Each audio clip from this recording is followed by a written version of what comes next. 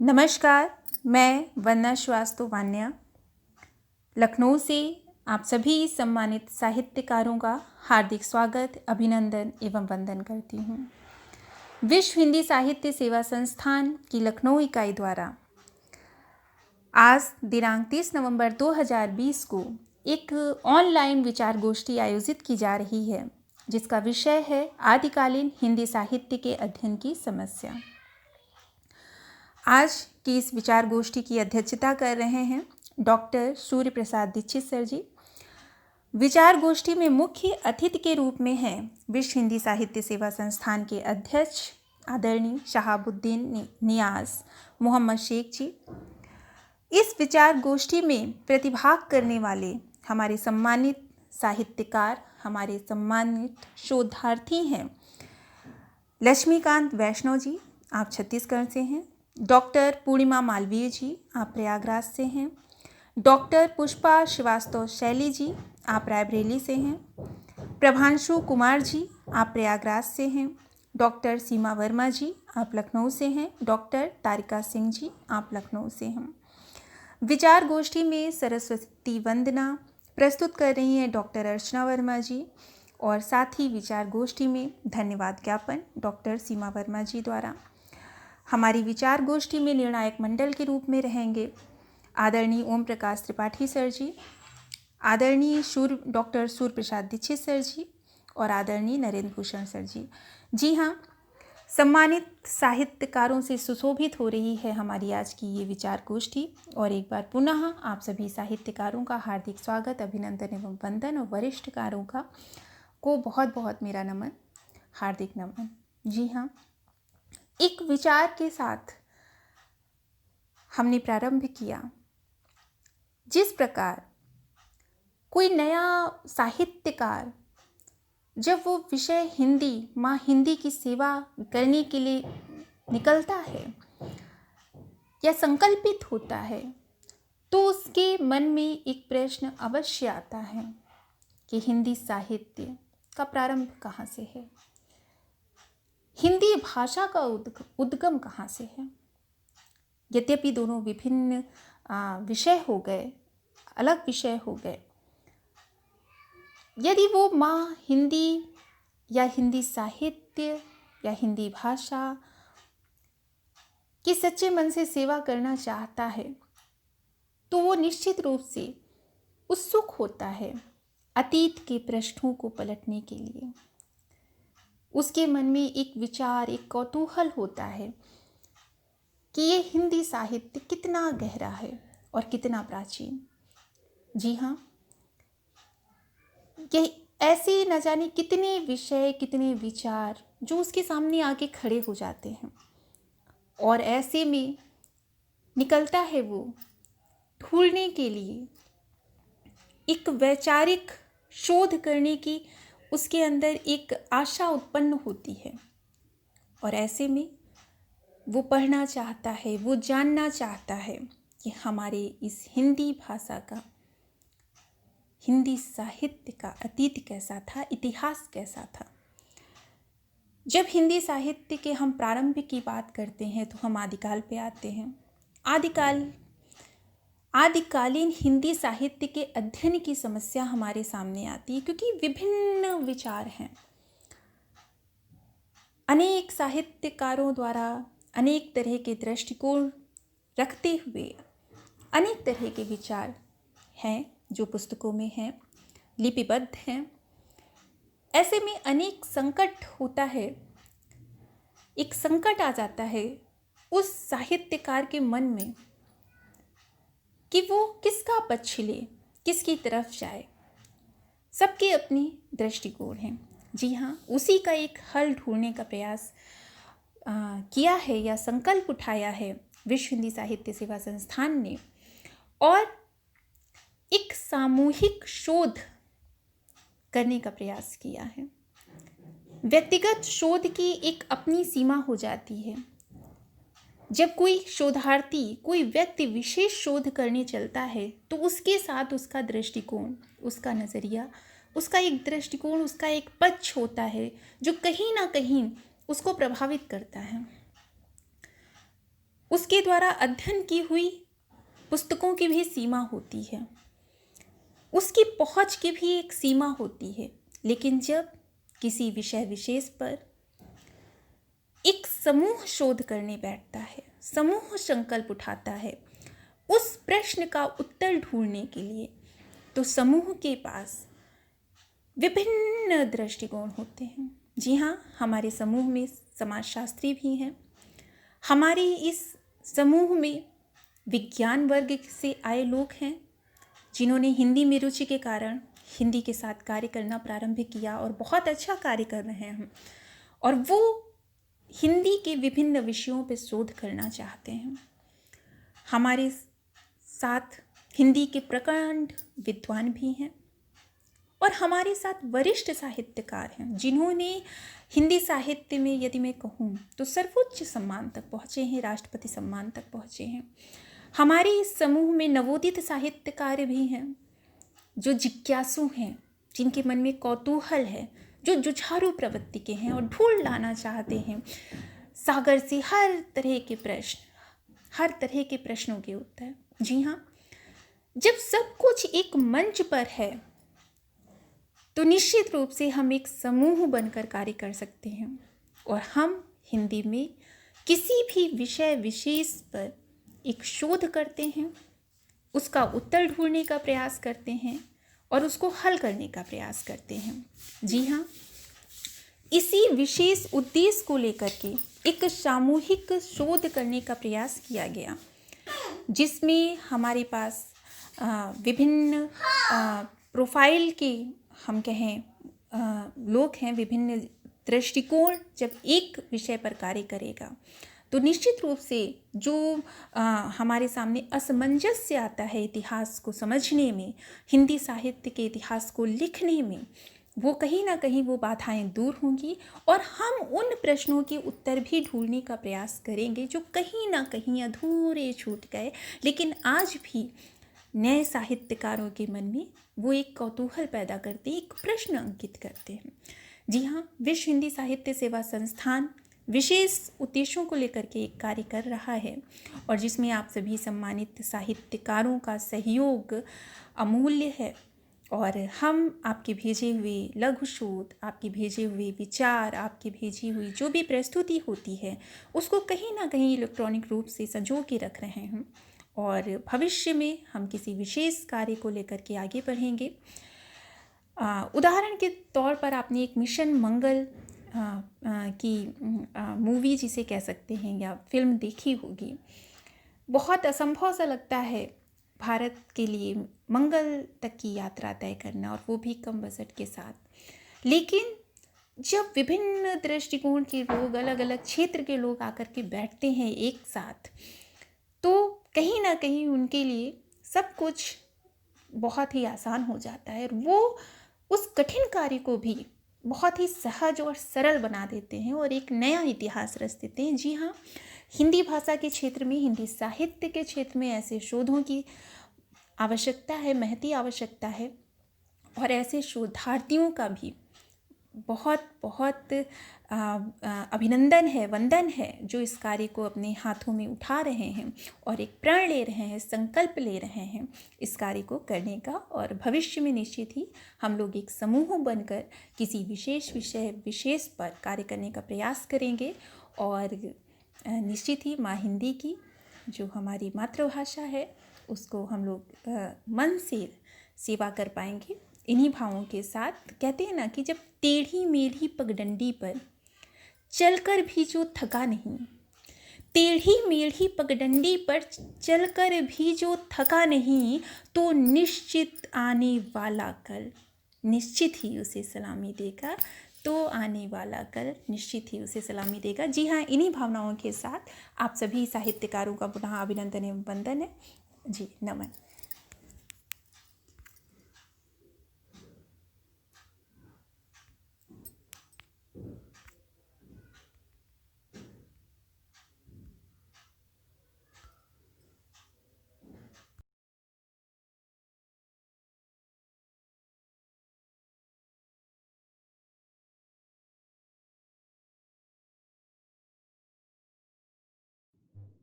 विश्व हिंदी सेवा संस्थान के तत्वावधान में आयोजित इस कार्यक्रम की अध्यक्षता कर रहे वरिष्ठ साहित्यकार प्रोफेसर सूर्य प्रसाद दीक्षित जी एवं शहाबुद्दीन नियाज जी तथा सम्मानित साथियों, मैं डॉक्टर अलका मिश्रा, प्रोफेसर राजेंद्र सिंह रज्जू भैया विश्वविद्यालय में हिंदी विषय की सहायक आचार्य हूँ। मेरा यह मानना है कि जो हमारा आदिकाल है उसके आरंभ की पहचान वहाँ से की जा सकती है जहाँ वह धार्मिक कर्म कांड और रहस्य भावना से क्रमशः उन्मुक्त हो रहा है। इस दृष्टि से हिंदी में सिद्धों नाथों 19वीं से 12वीं शती से लेकर कबीरदास तक यह प्रक्रिया देखी जा सकती है। वैदिक संहिताओं से आरंभ करके प्राकृत साहित्य तक लगता है कि एक चक्र पूरा हो चुका था।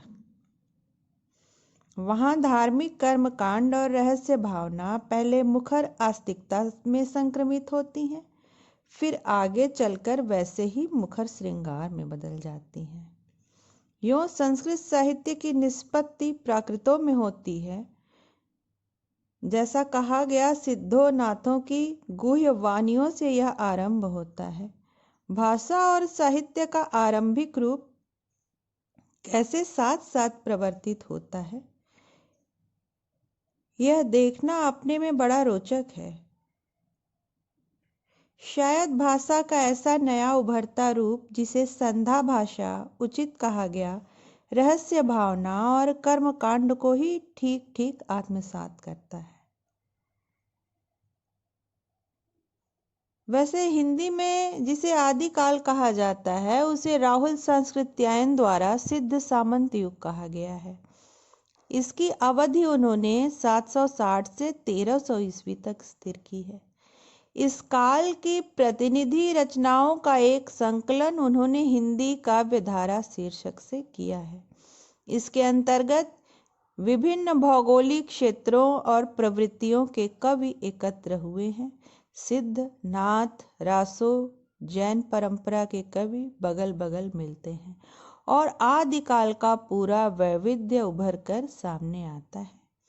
भाषा की दृष्टि से यह समझना कठिन हो जाता है कि किन कवियों में अपभ्रंश का रूप चल रहा है और कहाँ से हिंदी का उदय होता है। इस संदर्भ में एक कसौटी यह हो सकती है कि जहाँ भाषा में परिसर्ग रूप उभर आए हैं वहाँ से हिंदी का आरंभ माना जाए, क्योंकि आधुनिक आर्य भाषाओं के विश्लेषणात्मक रूपों की यह एक सही पहचान होगी। इस दृष्टि से चंद बरदाई के पृथ्वीराज रासो की भाषा हिंदी का आरंभिक रूप मानी जाएगी।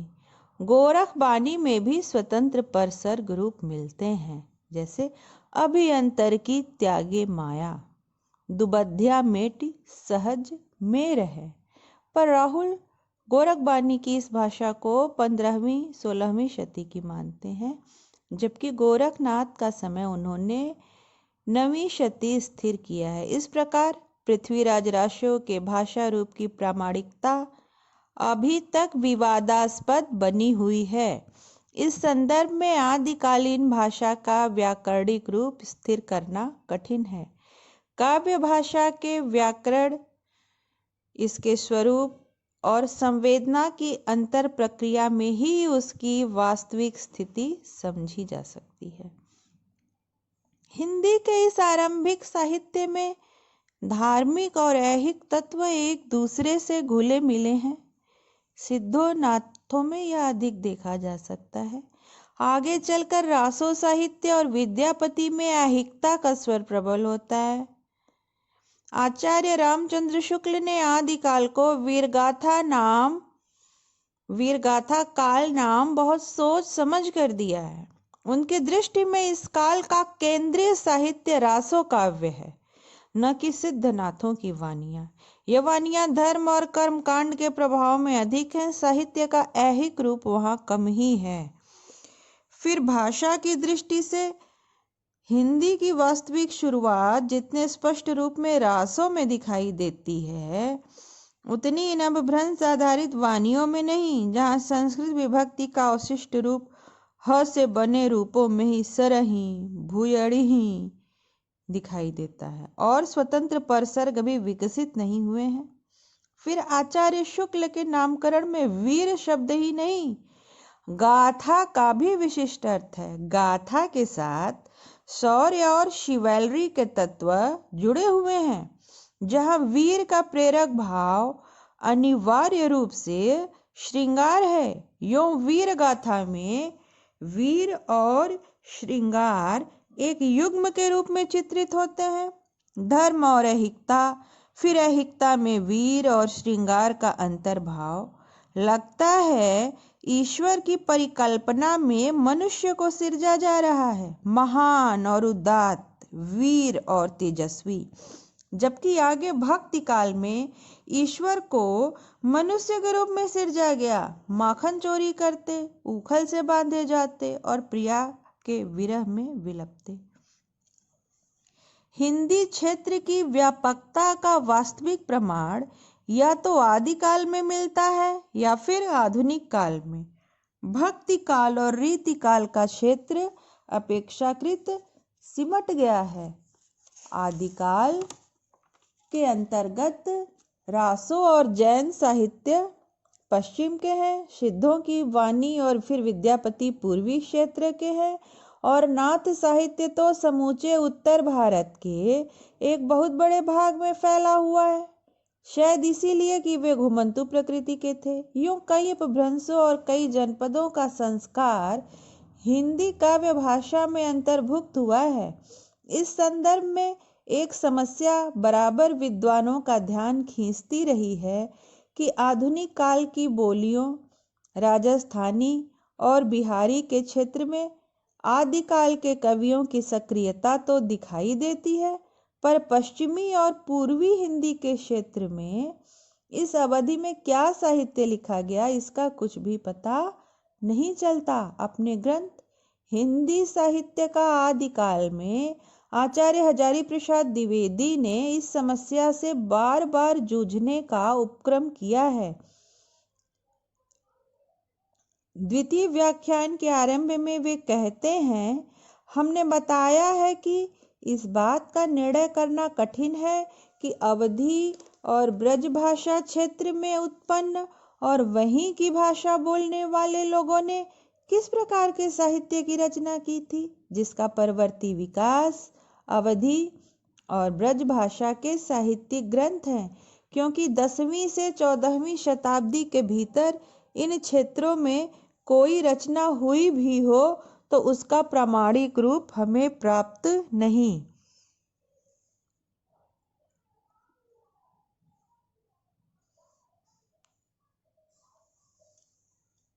इस वैविध्य का कारण यह है कि हिंदी संवेदना सीधे सरल रूप में बहुत कम विकसित हुई है।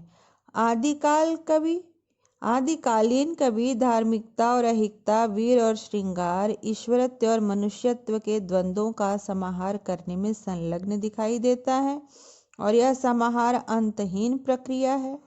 आधुनिक काल तक आते आते कवि इसे बखूबी समझता है।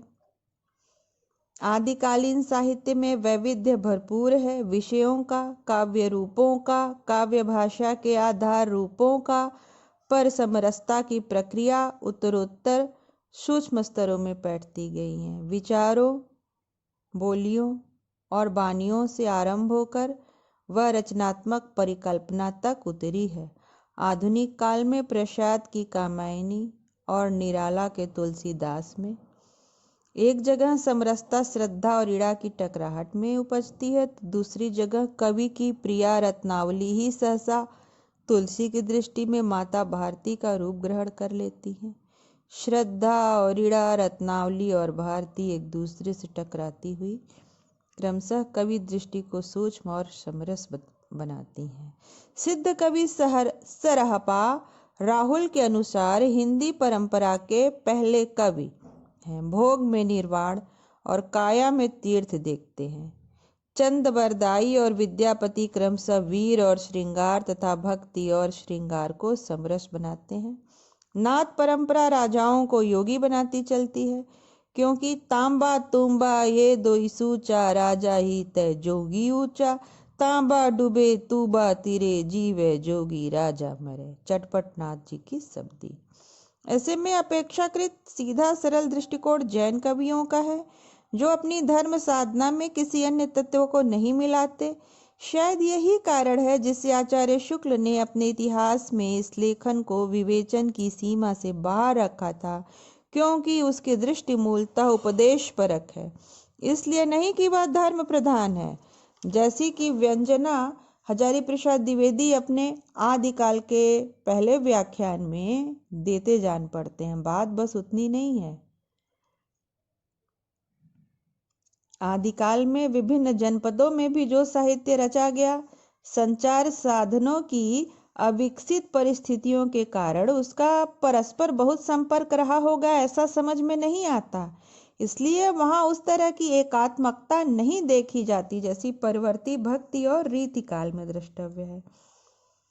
आदिकाल कहने से किसी साहित्यिक विशेषता का बोध नहीं होता, जबकि वीर गाथा काल अभिधान से एक निश्चित प्रवृत्ति प्रकट होती है। आदिकाल नामकरण हजारी प्रसाद द्विवेदी को प्रिय है। वीर गाथा काल नाम आचार्य शुक्ल ने प्रस्तावित किया है। इस नामकरण के पीछे दो पुष्ट तर्क साफ देखे जा सकते हैं।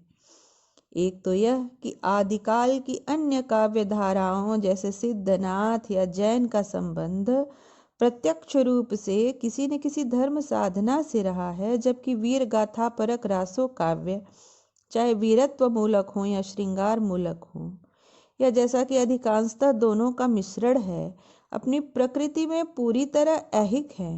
दूसरे यह भी दृष्टव्य है कि वीर गाथात्मक काव्यों की लीला भूमि या रचना भूमि ठीक ठीक मध्य देश का केंद्र न भी हो, पर वहां की घटनाओं का सीधा संबंध दिल्ली और आगरा से रहा है।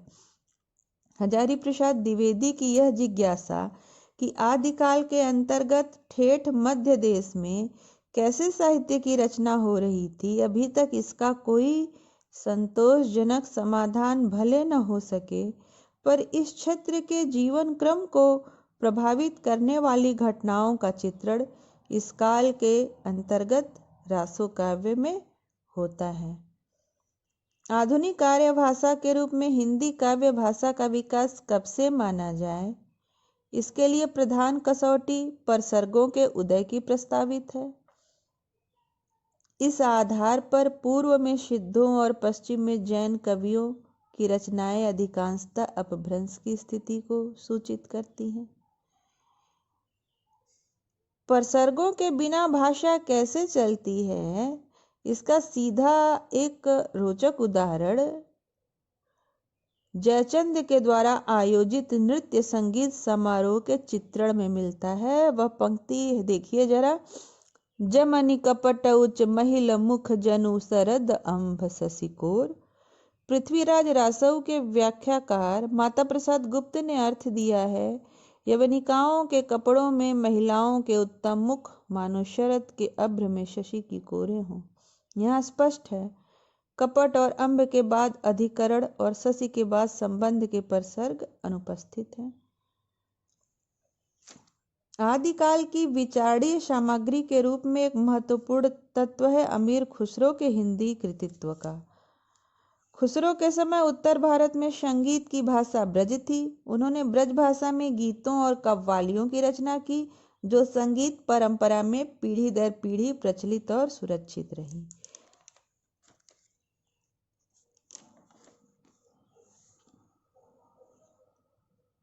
आदिकालीन कवि मनुष्य को ईश्वर रूप में चित्रित करना चाहता है, इसकी चर्चा हो चुकी है। हजारी प्रसाद द्विवेदी ने हिंदी साहित्य का आदिकाल में लिखा है, ऐसा लगता है कि रासोकार ने पृथ्वीराज को भगवत स्वरूप बताकर कहानी में थोड़ा धार्मिकता का रंग देना चाहा था। कीर्तिलता के कवि ने भी पाठक को कुछ पुण्य लाभ का प्रलोभन दिया था। पुरुष कहाड़ी हो कहो जसु पत्थावे पुण्य।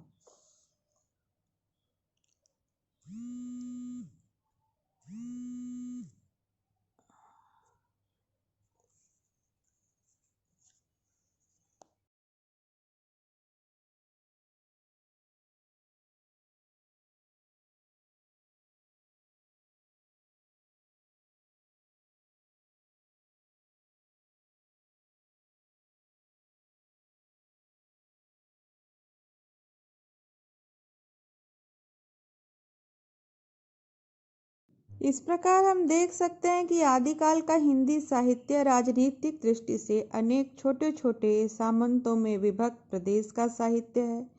इस काल में आवागमन के साधन आज जैसे विकसित नहीं थे। इसका परिणाम यह दिखाई पड़ा कि इस विशाल क्षेत्र के विभिन्न स्थानों पर रची हुई कृति।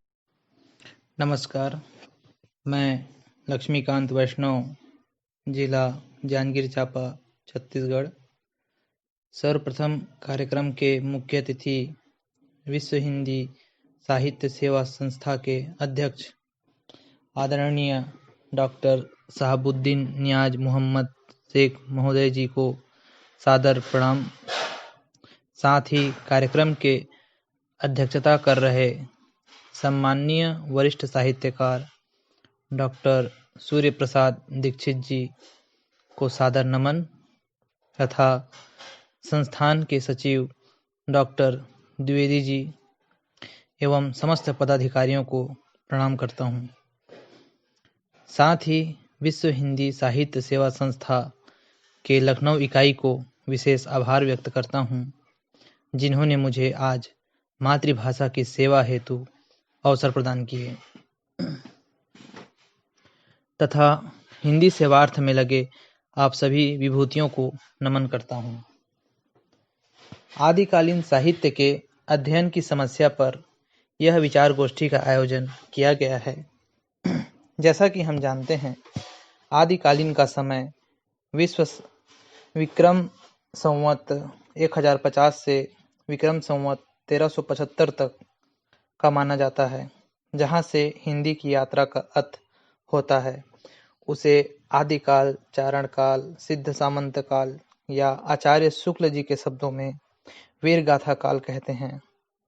इस काल में संस्कृत, प्राकृत और अपभ्रंश में भी रचनाएं हो रही थीं और साथ ही साथ अपभ्रंश की केंचुल को छोड़ती हुई हिंदी भी अपना रूप ग्रहण कर रही थी। आदिकाल का हिंदी साहित्य अनेक बोलियों का साहित्य प्रतीत होता है। धार्मिक दृष्टि से इस काल में अनेक ज्ञात अज्ञात साधनाएं प्रचलित थीं। सिद्ध, जैन और नाथ आदि मतों का इस काल में व्यापक प्रचार था। सिद्ध साहित्य, जैन साहित्य और लोक साहित्य भी इस काल अवधि में प्रचुर मात्रा में लिखे गए थे। अपनी यात्रा के प्रारंभ में हिंदी जिन साजो सामान अर्थात साहित्यिक संस्थाओं से सुसज्जित होकर अग्रसर हुई, उनका उल्लेख करना अत्यावश्यक है। इन संस्थाओं में सिद्ध साहित्य, नाथ साहित्य और जैन साहित्य प्रमुख हैं। योगेंद्र प्रताप सिंह जी अपने लेख हिंदी साहित्य का इतिहास और उसकी समस्याएं में लिखते हैं कि हिंदी साहित्य के इस प्रारंभिक काल के विषय में एक भ्रम अपभ्रंश तथा हिंदी भाषा को लेकर भी है। प्राकृत के बाद अपभ्रंशों की उत्पत्ति हुई। यह कहा जाता है कि सांस्कृतिक एकता की दृष्टि से संस्कृत पूरे भारत की सर्वथा ग्राह्य भाषा थी। प्राकृत के बंटवारे पर भी सांस्कृतिक अखंडता की रक्षा की गई थी और साहित्य के लिए 3 रीतियों की अवधारणा बनाई गई। पूर्वी भाषाओं के लिए गैड़िया रीति, पश्चिमी भाषा शैली के लिए पांचाली रीति, महाराष्ट्री प्राकृत शैली या दक्षिणात्य आर्य भाषा शैली के लिए वैदर्भी रीति। पृथ्वीराज रासो में 6 भाषाओं के काव्य प्रचलन में थे। रोड़ाकृत राउल बेली में आदिकाल की 8 काव्य भाषाओं का उल्लेख मिलता है। तोड़े राउल बेली बर्मानी 8 भाषम जैसी जानी। इस प्रारंभिक काल की प्रमुख रचनाकार एवं रचनाएं देखी जाएं तो इसमें दलपति विजय द्वारा रचित खुमान रासो, नरपति नाल्ह की बिसलदेव रासो, चंद बरदाई की पृथ्वीराज रासो, अमीर खुसरो की पहेलियां, विद्यापति की कीर्तिलता, कीर्ति पताका एवं पदावली प्रसिद्ध थीं। सिद्ध और जैन साहित्य के बारे में देखा जाए तो सिद्ध ने बौद्ध धर्म के वज्रयान तत्व का प्रचार करने के लिए जो साहित्य जन भाषा में लिखा, वह हिंदी के साहित्य की सीमा में आता है। बौद्ध धर्म की 2 रचनाएं, क्षमा कीजिएगा, बौद्ध धर्म की 2 शाखाएं हो गई थीं। हीनयान और वज्रयान। वज्रयानियों को ही सिद्ध कहा गया। राहुल संकृत्यायन और पंडित रामचंद्र शुक्ल ने सिद्धों की संख्या 84 बताई है। यह लोग अपने नाम के पीछे पा लगाते थे। इन शब्दों में सरहपा, सबरपा, नुईपा, डोम्बिपा, कड़प्पा और कुकुरिपा आदि हिंदी के सिद्ध कवि हैं। आदिकाल की साहित्यिक परिस्थितियों पर यदि प्रकाश डाला जाए तो इस काल की मुख्य समस्या यह रही कि साहित्य का अध्ययन कैसे की जाए, क्योंकि इस काल में अपभ्रंश में दो प्रकार की रचनाएं हुई, विशुद्ध अपभ्रंश में और लोक प्रचलित देसी भाषा में। यह देसी भाषा ही अपभ्रंश का लोक प्रचलित रूप था, पर हिंदी के प्राचीन रूप में और देसी भाषा में कठिनाई से अंतर किया जा सकता है। अतः इस लोक प्रचलित अपभ्रंश या देसी भाषा में रचना करने वाले अपभ्रंश कवियों की रचना हुआ करती थी। संक्रमण के इस युग में कतिपय कवि अपभ्रंश तथा हिंदी दोनों भाषाओं में एक साथ साहित्य रचना कर रहे थे। साथ ही आचार्य शुक्ल जी ने वीरगाथा काल की भाषा को सधुक्कड़ी नाम दिया था। यह भाषा भारत के बहुत बड़े भाग में प्रयुक्त होने वाली भाषा थी। थोड़े बहुत अंतर से यह भाषा पंजाब, बिहार, महाराष्ट्र आदि तक में प्रयुक्त होती थी। राजस्थान और इसके आसपास के प्रदेश में प्रमुखतः 4 प्रकार की भाषाओं का प्रयोग हो रहा था: अपभ्रंश, मिश्रित पश्चिमी हिंदी, शुद्ध मरुभाषा, डिंगल और पिंगल। मरुभाषा यानी राजस्थानी में इस वात कथा साहित्य और ख्यात इतिहास साहित्य की रचना हुई। डिंगल में अन्य बोलियां साथ साथ अरबी, फारसी आदि शब्दों का भी प्रयोग दिखाई। विश्व हिंदी साहित्य सेवा संस्थान प्रयागराज की लखनऊ इकाई में आयोजित विचार गोष्ठी में सम्मिलित सभी विद्वज्जनों को मैं सादर प्रणाम करती हूँ। मेरा शोध का विषय है आदिकालीन साहित्य के अध्ययन की समस्याएं। प्रत्येक देश का साहित्य वहाँ की जनता की चित्तवृत्ति का संचित प्रतिबिंब होता है। आदि से अंत तक इन्हीं चित्तवृत्तियों की परंपरा को परखते हुए साहित्य परंपरा के साथ उनका सामंजस्य दिखाना ही साहित्य का इतिहास कहलाता है। इस दृष्टि से हिंदी साहित्य का विवेचन करने में यह बात ध्यान में रखनी होगी कि किसी विशेष समय में लोगों में रुचि विशेष का संचार और पोषण किधर से और किस प्रकार हुआ है।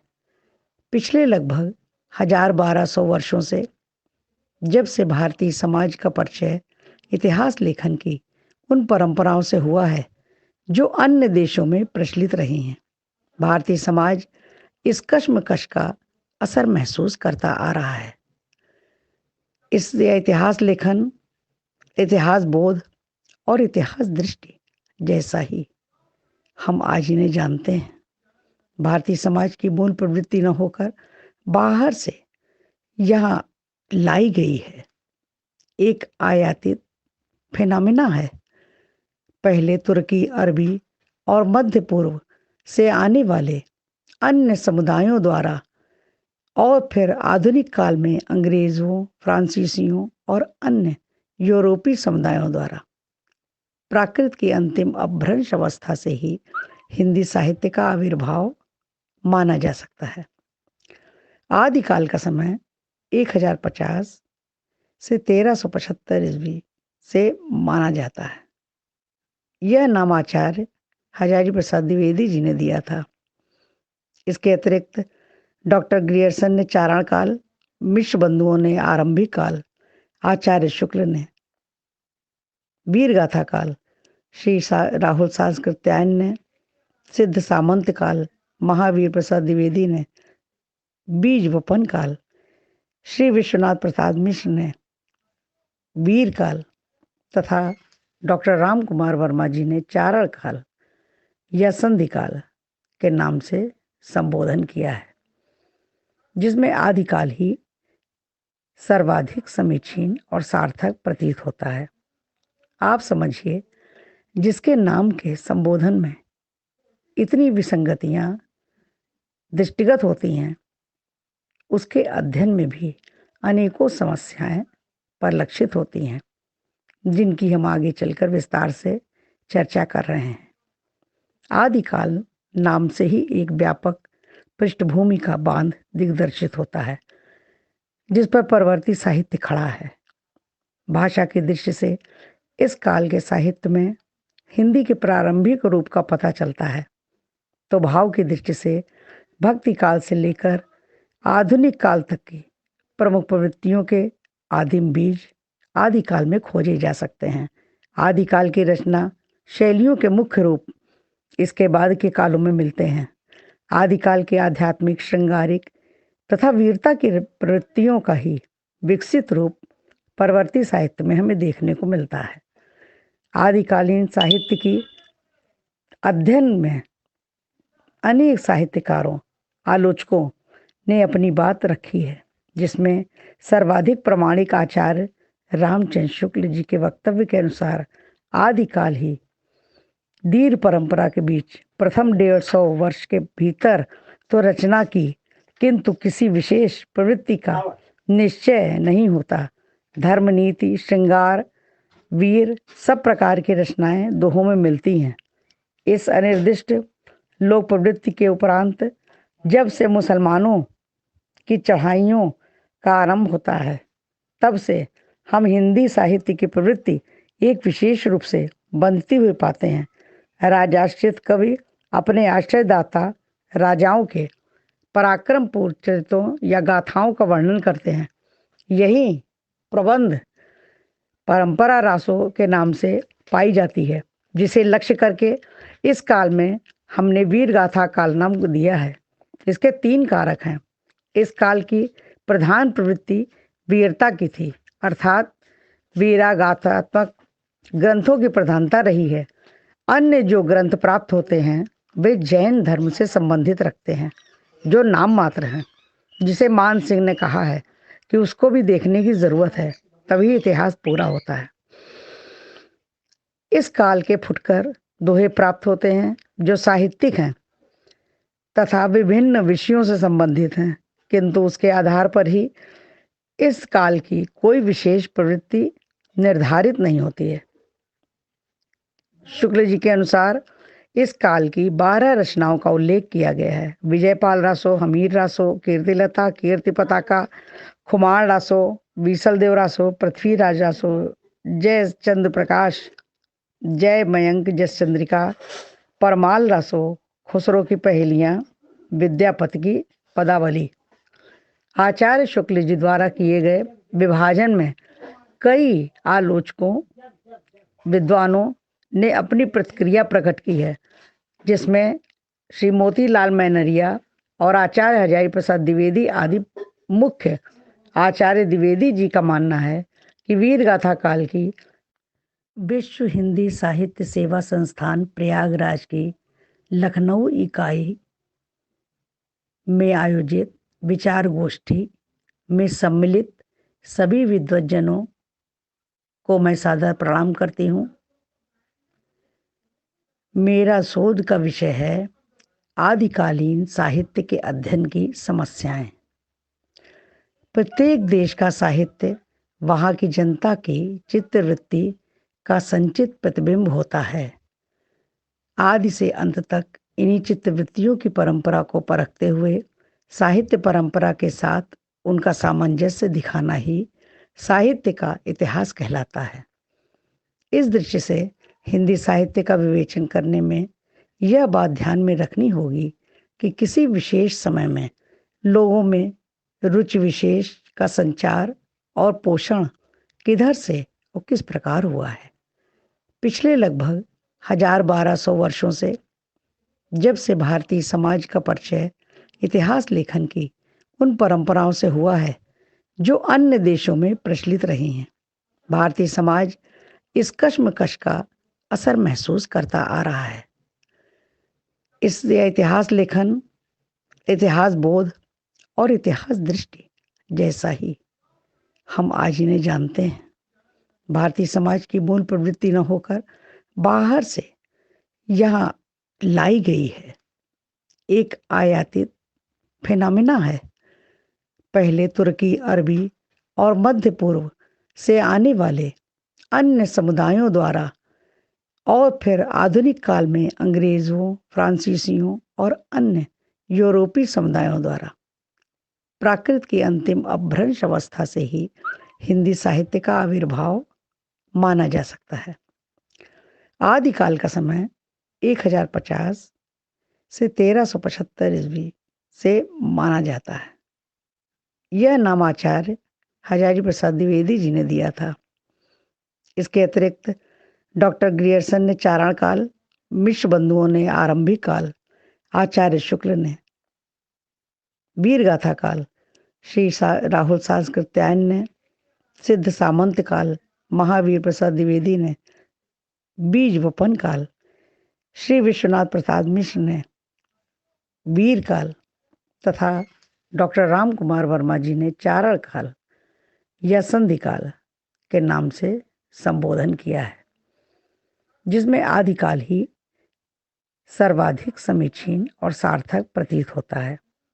आप समझिए, जिसके नाम के संबोधन में इतनी विसंगतियां दृष्टिगत होती हैं, उसके अध्ययन में भी अनेकों समस्याएं परिलक्षित होती हैं, जिनकी हम आगे चलकर विस्तार से चर्चा कर रहे हैं। आदिकाल नाम से ही एक व्यापक पृष्ठभूमि का बांध दिग्दर्शित होता है, जिस पर परवर्ती साहित्य खड़ा है। भाषा की दृष्टि से इस काल के साहित्य में हिंदी के प्रारंभिक रूप का पता चलता है, तो भाव की दृष्टि से भक्ति काल से लेकर आधुनिक काल तक की प्रमुख प्रवृत्तियों के आदिम बीज आदिकाल में। नमस्कार मित्रों, मैं पुष्पा श्रीवास्तव, शैली, रायबरेली, उत्तर प्रदेश से। सर्वप्रथम वंदना जी का हार्दिक आभार। उन्होंने इतना सुंदर अवसर उपलब्ध कराया। तत्पश्चात गुरुदेव श्री सूर्य प्रसाद दीक्षित जी की चरण वंदना करती हूँ। ग्रुप पर जुड़े हुए सभी मित्रों का वंदन, अभिनंदन एवं स्वागत करती हूँ। हमारे बीच एक प्रश्न है कि आदिकालीन साहित्य में अध्ययन की समस्या, उसी विषय से जुड़ी हुई मैं कुछ बातें आप सबके समक्ष रखती हूँ। प्रस्तुत है। हिंदी साहित्य के इतिहास पर जब हम दृष्टिपात करते हैं, तब हमारी पहली समस्या होती है कि 1000 वर्षों का इतिहास पढ़ा कैसे जाए। इसी समस्या को ध्यान में रखकर इतिहास को कालखंडों में विभाजित करते हैं, लेकिन इससे हमारे प्रश्न का समाधान नहीं होता। इसी से जुड़ा दूसरा प्रश्न उठ खड़ा होता है, साहित्य के इतिहास में काल विभाजन और नामकरण की अनिवार्यता क्या है? इस अनिवार्यता को इतिहास में किन तथ्यों से पुष्ट किया जा सकता है? इतिहास का कोई कालखंड या युग इतिहास की तथ्यपूर्ण वास्तविकता को प्रतिबिंबित करता है अथवा इतिहासकार के मन की संकल्पना है? क्या युग की पहचान इतिहासकार की व्याख्या है? इन सारे प्रश्नों का समाधान ढूंढना आवश्यक है और इन प्रश्नों से टकराए बिना इतिहास का सही आकलन नहीं हो सकता और उसके बिना हम इतिहास के काल को, उसके विभाजन को, उसके सीमा निर्धारण को एवं उनमें उपस्थित समस्याओं को हम समझ नहीं सकते। आगे बढ़ते हैं तो यदि युग विभाजन इतिहास की केवल पद्धतिगत अनिवार्यता है, तो उसका औचित्य इतिहास बोध की वास्तविकता से ही निर्धारित हो सकता है।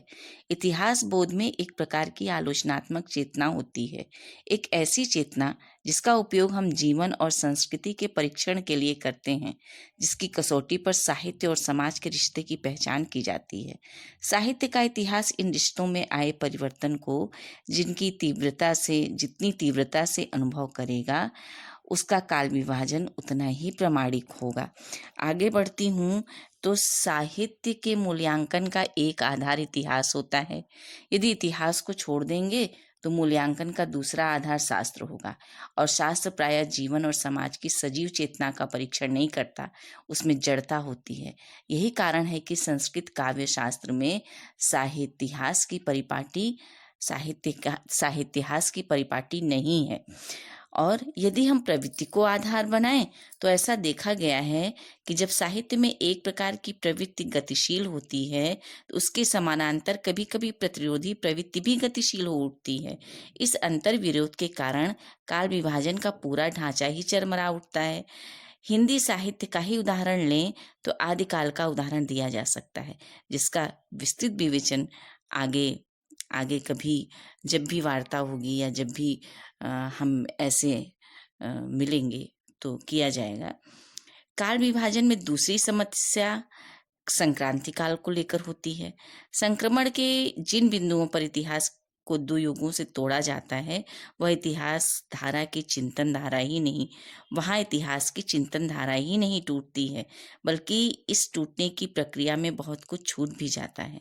क्या यही कारण नहीं है कि आचार्य शुक्ल के इतिहास में संक्रांति काल के बड़े साहित्यकारों को फुटकर खाते में स्थान मिलता है?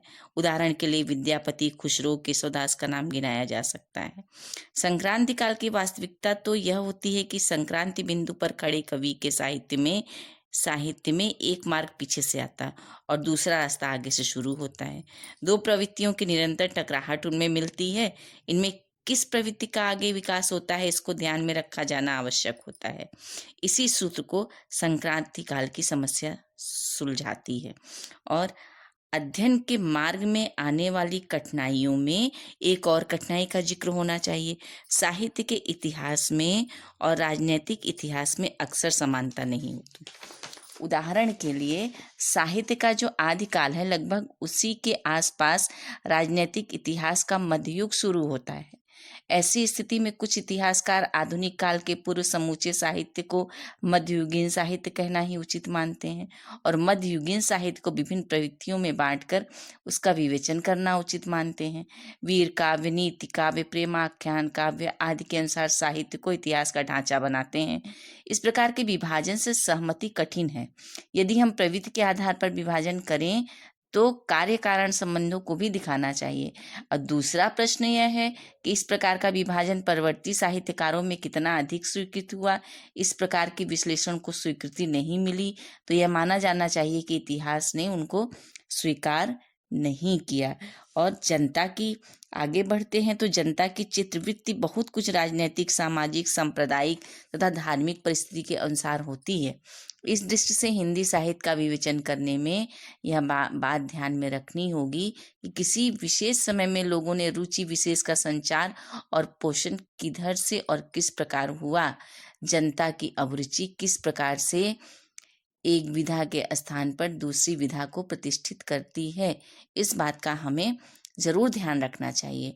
आचार्य शुक्ल के शब्दों में श्रृंगार के वर्णन को बहुतेरे कवियों ने अश्लीलता की सीमा तक पहुंचा दिया था। इसका कारण जनता की रुचि नहीं, आश्रयदाताओं एवं राजा महाराजाओं की रुचि थी, जिनके लिए कर्मण्यता और वीरता का जीवन बहुत कम रह गया था। इसलिए इतिहास के काल निर्णय में लोक रुचि को पर्याप्त प्रतिनिधित्व मिलना चाहिए। और एक प्रश्न मन में जागृत होता है, जहाँ तक मेरा दृष्टिकोण है, कि आदिकाल के युग में आदिकाल के अध्ययन या लेखन का जब समय चल रहा था उस समय जन चेतना को लोगों ने हाशिए पर छोड़ दिया था। साहित्य के पृष्ठों पर कहीं उनको स्थान नहीं दिया गया। और दूसरा कारण नारी समस्या थी, जो महिलाओं की या ग्रामीण दशा अत्यंत दयनीय से दयनीय होती जा रही थी। यह भी एक समस्या हमको कहीं न कहीं लगती है साहित्य के अध्ययन में। और आगे बढ़ती हूँ तो एक समस्या और समझ में आती है मेरे, भाषाई समस्या। भाषा के आधार पर भाषा और अनुभूति दोनों स्तरों पर परंपरा का विकास साहित्य में भी मिलता है। नाथपंथियों की भाषा पर विचार करते हुए आचार्य शुक्ल लिखते हैं कि नाथपंथियों के इन जोगियों ने परंपरागत साहित्य की भाषा या काव्य भाषा से, जिसका ढांचा नगर अपभ्रंश या ब्रज भाषा का था, एक अलग सदुक्कड़ी भाषा का सहारा लिया, जिसका ढांचा कुछ खड़ी बोली लिए हुए राजस्थानी था। भाषा और साहित्य की इस तथ्यगत वास्तविकता को स्वीकार करने के बाद भी यदि हम उन्हें साहित्य में जगह न दें तो यह हमारे सिद्धांत की थोड़ी कमजोरी हो सकती है।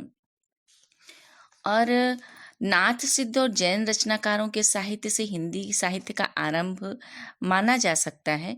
हिंदी भाषा को विशिष्ट बनाने वाली भाषा प्रवृत्तियों का लक्षण इनके साहित्य में मिलता है। आचार्य शुक्ल के बाद दूसरे महत्वपूर्ण इतिहासकार आचार्य द्विवेदी जी, उन्होंने अपभ्रंश भाषा को एक स्वतंत्र भाषा के रूप में स्वीकार किया, लेकिन स्वतंत्र भाषा का महत्व उन्होंने हिंदी के लिए आवश्यक माना है। उन्होंने आदिकालीन भाषा और साहित्य का रूप इतना अधिक मिला जुला पाया कि वास्तविक हिंदी की शुरुआत ही वे भक्ति काल से मानते हैं। वस्तुतः आदिकालीन साहित्य की भाषा में कई तरह के मिश्रित रूप मिलते हैं। सिद्धों की भाषा, नाथों की भाषा, जैन कवियों की भाषा, क्षेत्रीय विविधता के लोक रंग के साथ भाषा रंगी हुई जान पड़ती है। वे रासो काव्य परंपरा की भाषा में अलग प्रकार की विविधता को देखते हैं। इतनी अधिक मिश्रित संवेदनाओं के बीच यह पहचानने में थोड़ी कठिनाई हो जाती है कि भाषा कहाँ से शुरू हुई। आचार्य द्विवेदी 10वीं से 14वीं शताब्दी तक के समय को हिंदी साहित्य का आदिकाल मानते हैं। तब मन में यह प्रश्न उठना स्वाभाविक हो जाता है कि फिर अपभ्रंश काव्य पर इतनी विस्तृत चर्चा का उद्देश्य क्या था। अपरोक्ष रूप से हजारी प्रसाद द्विवेदी भी आदिकाल के प्रारंभिक सीमा को 7वीं सदी में ही स्वीकार करते हैं। उन्हीं के अनुसार 10वीं से 14वीं शताब्दी का काल जिसे हिंदी का आदिकाल कहते हैं। इस प्रकार हिंदी भाषा के आदिकाल की प्रारंभिक सीमा की आगे की समस्या, एक ये भी समस्या उत्पन्न होती है कि हिंदी भाषा के आदिकाल की प्रारंभिक सीमा की तरह अंतिम सीमा भी विवादापूर्ण है। ग्रियर्सन आदिकाल की अंतिम सीमा 14,000 ईस्वी तक मानते 1400 ईस्वी तक मानते हैं। मिश्र बंधु आदिकाल की अंतिम सीमा 1529 ईस्वी स्वीकार करते हैं। रामचंद्र शुक्ल संवेदना से के बदलाव के साथ आदिकाल की अंतिम सीमा 1318 ईस्वी स्वीकार करते हैं, परंतु वे विद्यापति को आदिकाल में रखते हैं। विद्यापति संवेदना की दृष्टि से मूलतः इंद्रियबोध के कवि हैं। उनकी कविता में मानवीय प्रेम और श्रृंगार की अभिव्यक्ति हुई। उन्हें भक्ति काल में नहीं रखा जा सकता। उनका जीवन बोध प्रेम की अनुभूति से प्रेरित है। विश्व हिंदी साहित्य सेवा संस्थान प्रयागराज की लखनऊ इकाई के विचार गोष्ठी मंच पर श्रोता तथा वक्ता के रूप में उपस्थित सभी सुधीजनों को सादर नमन। संस्थान के अध्यक्ष व मुख्य अतिथि डॉक्टर शहाबुद्दीन नियाज मोहम्मद शेख तथा सचिव डॉक्टर गोकुलेश्वर प्रसाद द्विवेदी जी, कार्यक्रम के अध्यक्ष डॉक्टर सूर्य प्रसाद दीक्षित जी को हमारा हार्दिक अभिनंदन। आज का विषय है आदिकालीन साहित्य के अध्ययन की समस्या। आदिकालीन साहित्य के अध्ययन की समस्या तो चिरंतन रही है और हिंदी साहित्य के विस्तृत रूप को शब्दों में सहेजना या शब्दों की सीमा में बांधने का दुष्कर कार्य स्वयं में ही दुरूह प्रतीत होता है। हिंदी भाषा अनंत काल से प्रवाहमान है। इसका प्रमाण यह है कि हिंदी साहित्य के उद्भव का अध्ययन करने हेतु न केवल हिंदी के साहित्यकार वरन विदेशी इतिहासकारों ने भी अपनी पुस्तक में हिंदी भाषा की उत्पत्ति को लेकर अपनी पुस्तक में अपने शोध के अनुसार तथ्य तथा उद्धरण के साथ वर्णन किया है। यद्यपि हिंदी साहित्य का उद्भव कब हुआ और किस प्रकार हिंदी भाषा को विविध आयाम प्राप्त हुए, इसका तथ्यपरक विश्लेषण नितांत कठिन है, क्योंकि विषय जितना प्राचीन होता है उसका शोध उतना ही दुरूह होता है। तथापि हिंदी भाषा के मूर्धन्य साहित्यकारों ने अपनी विविध पुस्तकों में हिंदी साहित्य को लेकर उसकी उत्पत्ति के विषय में बताया है और पृष्ठभूमि में हिंदी भाषा को अस्तित्व में लाए जाने वाली तत्कालीन परिस्थितियों एवं परिस्थिति जन्य साहित्य के आधार पर काल विभाजन करके हिंदी साहित्य के इतिहास का अध्ययन करने में आने वाली कठिनाइयों को दूर करने की यथासंभव कोशिश भी की है। हिंदी साहित्य के आदिकाल का अध्ययन करने में आने वाली समस्याओं का वर्गीकरण यदि इस प्रकार किया जा सकता है: हिंदी साहित्य को किस भाषा में सर्वप्रथम लिखा गया? क्या हम जैनियों की प्राकृत भाषा में अथवा अपभ्रंश भाषा में लिपिबद्ध किए गए साहित्य के आधार पर हिंदी साहित्य की उत्पत्ति का आधार आदिकाल को मान सकते हैं? विदेशी इतिहासकारों द्वारा अपनी पुस्तक में दिए गए उद्धरण का प्रयोग क्या हिंदी साहित्य के आदिकाल की उत्पत्ति का आधार माना जा सकता है? यद्यपि जिस काल में हिंदी साहित्य के उद्भव से संबंधित ज्ञान को शोध का विषय बनाते हुए विभिन्न साहित्यकारों द्वारा अपनी पुस्तक में काल विभाजन किया गया, क्या उन्होंने भी विदेशी साहित्यकारों की ही पुस्तक को आधार नहीं बनाया है?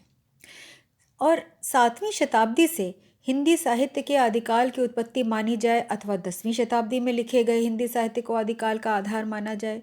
ये सभी प्रश्न जब हम हिंदी आदिकाल के साहित्य का अध्ययन करते हैं तो ये सारे प्रश्न हमारे मन में स्वतः ही आ जाते हैं। उपर्युक्त जो भी हमने अभी प्रश्न बोले हैं उनके परिप्रेक्ष्य में कुछ मूर्धन्य साहित्यकारों की जब हमने हिंदी साहित्य के इतिहास से संबंधित पुस्तकों का अध्ययन किया तो कुछ तथ्य समक्ष अवश्य आए। सर्वप्रथम यह निर्धारित करना आवश्यक है कि हम 7वीं शताब्दी के साहित्य को हिंदी साहित्य के आदिकाल का प्रारंभ कह सकते हैं या नहीं। प्रदेश के आधार पर हिंदी साहित्य के उद्भव को खोजना चूंकि कठिन है, क्योंकि हिंदी भाषी प्रदेश भौगोलिक दृष्टि से बहुत वृहद रहा है और साधारणतया जो मध्य देश था वो सबसे विस्तार रूप में माना जाता था और उसको ही हिंदी भाषी प्रदेश कहा जाता रहा है, जिसमें राजस्थान है, मध्य प्रदेश है, उत्तर प्रदेश है, बिहार है, ये सारे प्रदेश उसमें आ जाते हैं।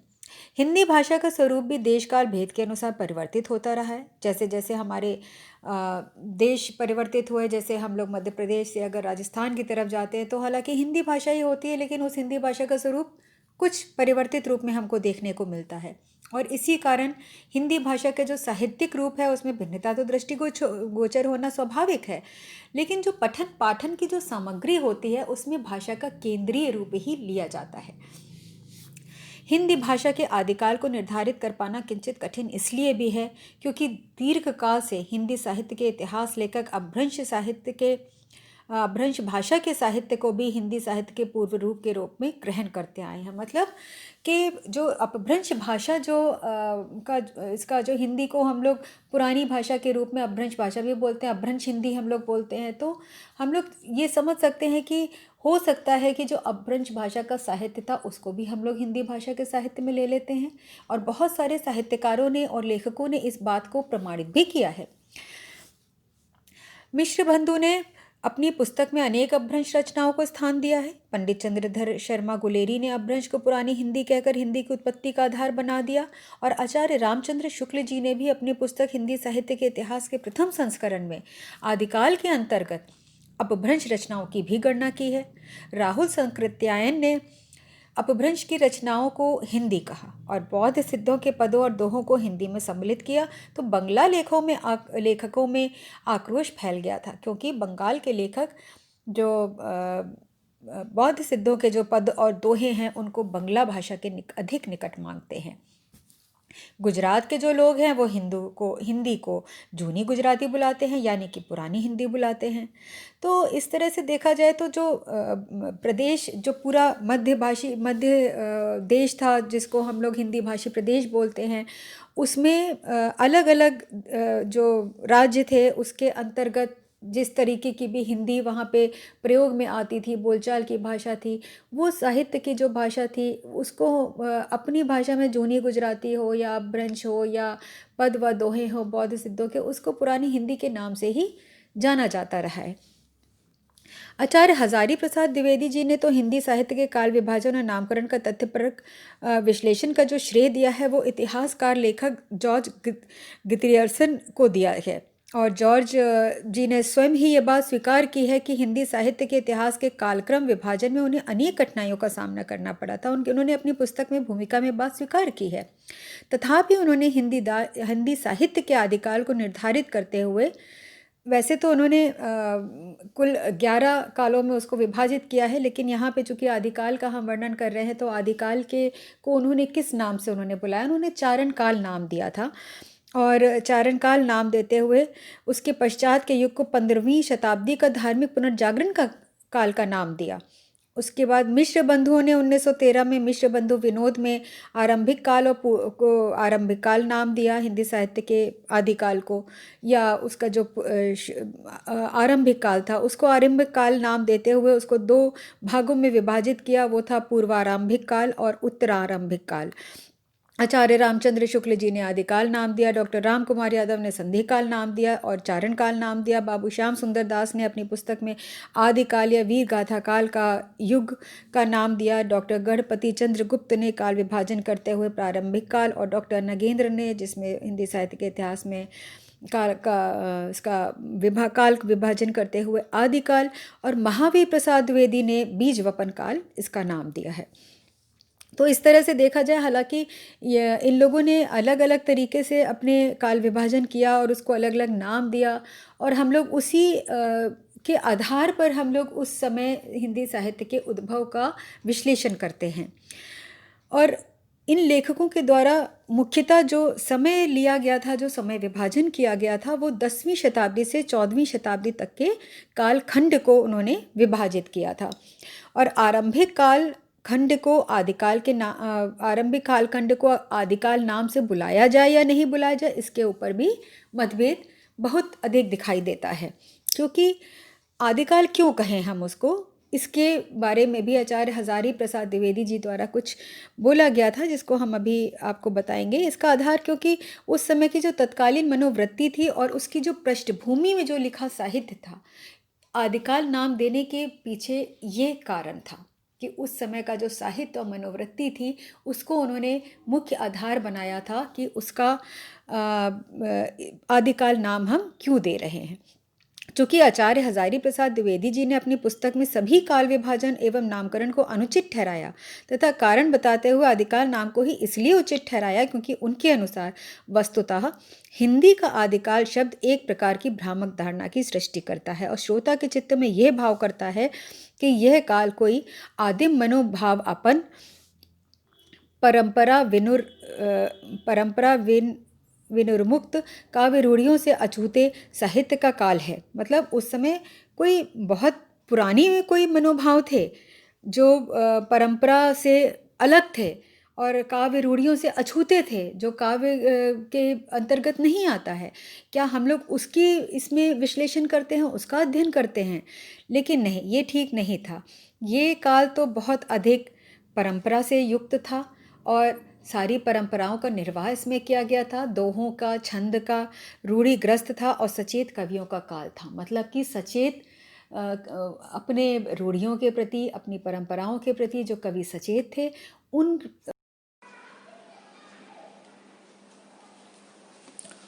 नमस्कार साथियों,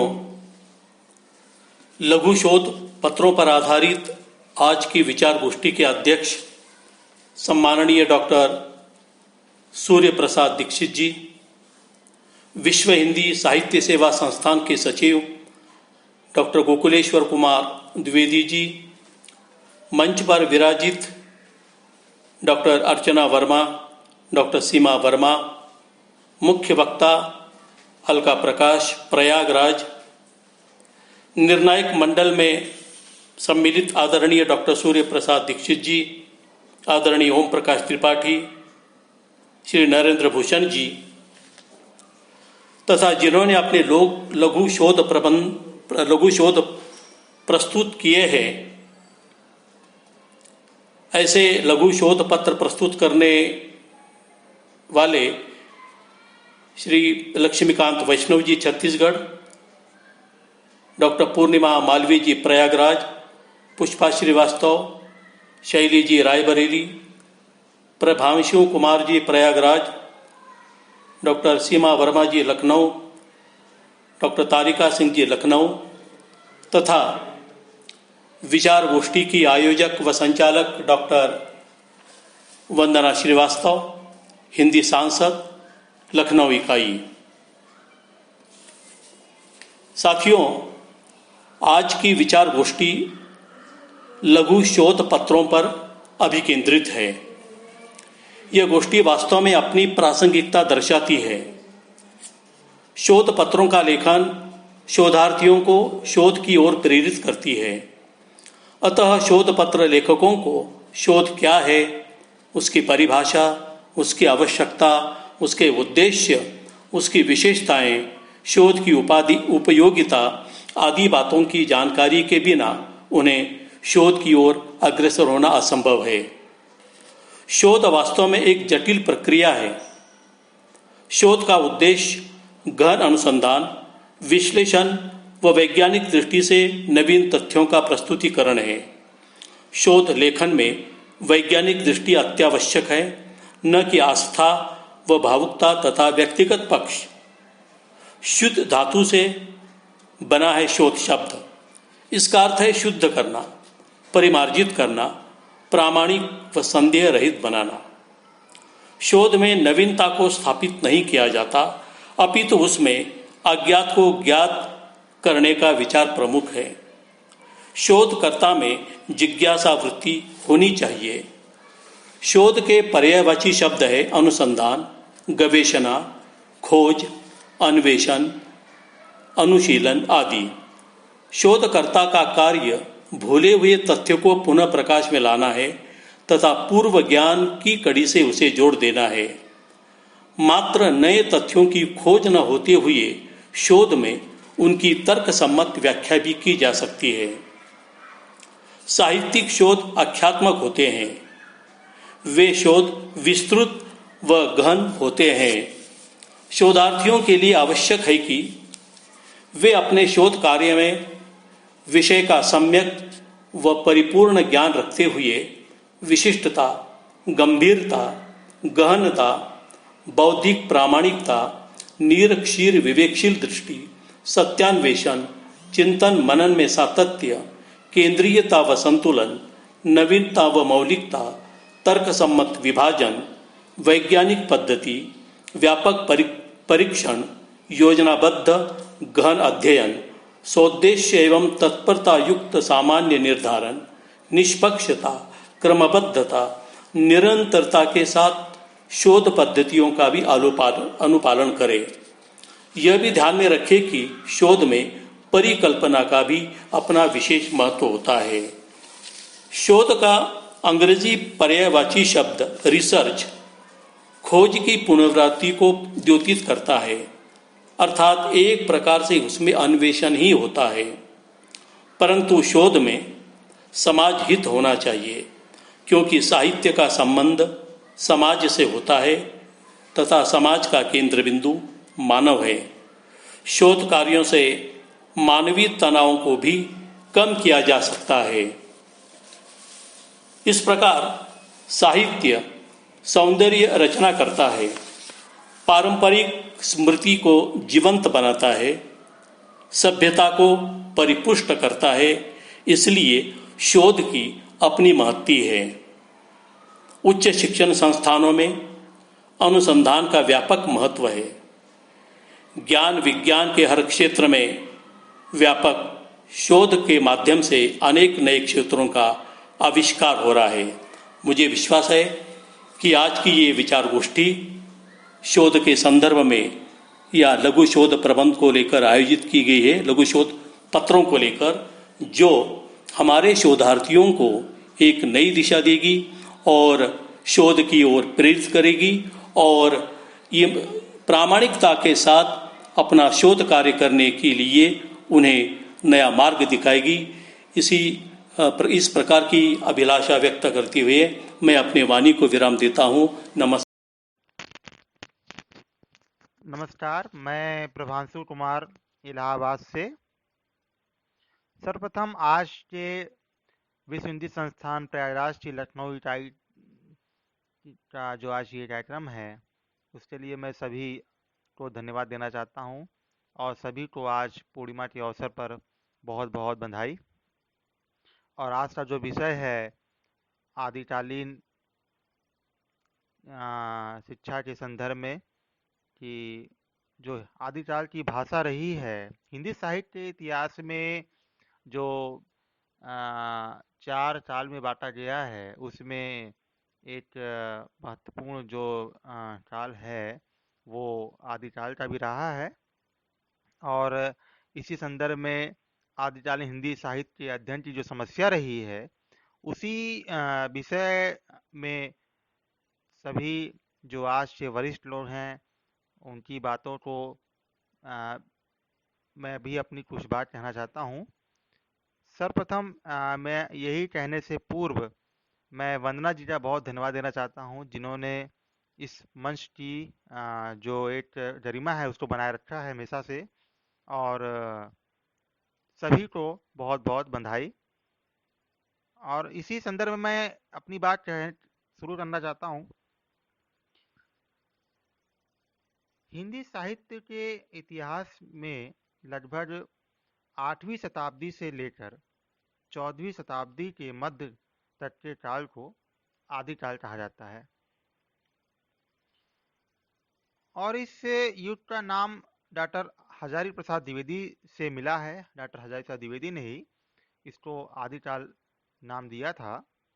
आचार्य रामचंद्र शुक्ल ने भी इसे वीर जाता काल, क्योंकि वीर जाता काल इसलिए था क्योंकि इसमें वीरों की जो वर्णन है उसको भी देखते हुए तमाम युद्ध भी हुए, उसको भी देखते हुए आचार्य रामचंद्र शुक्ल ने इसको वीर जाता काल कहा। इसी तरीके से हम कहें तो हिंदी साहित्य में बहुत से ऐसे इतिहासकार हुए, जैसे विश्वनाथ मिश्रा जी ने इसे वीर काल नाम दिया।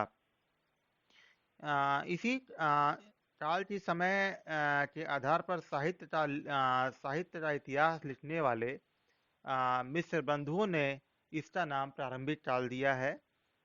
और आचार्य महावीर प्रसाद द्विवेदी ने इसे बीज वपन काल कहा है।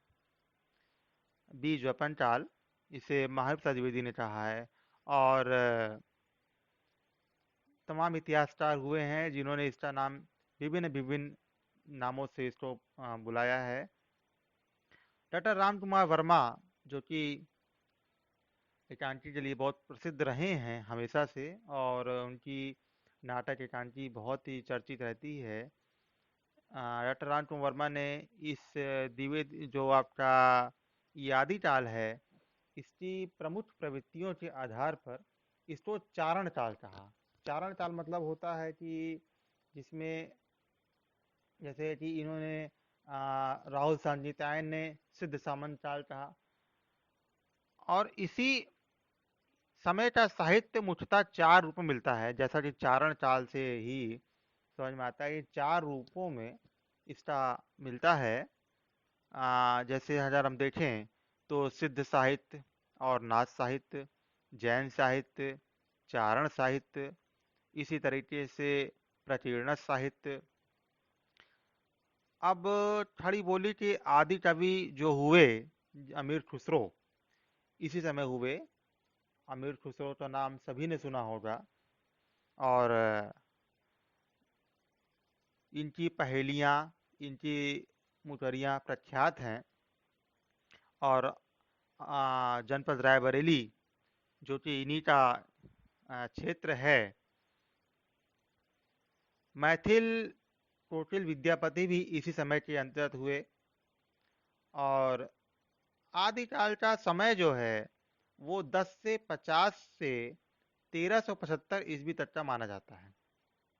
1050 से 1375 तक का माना जाता है।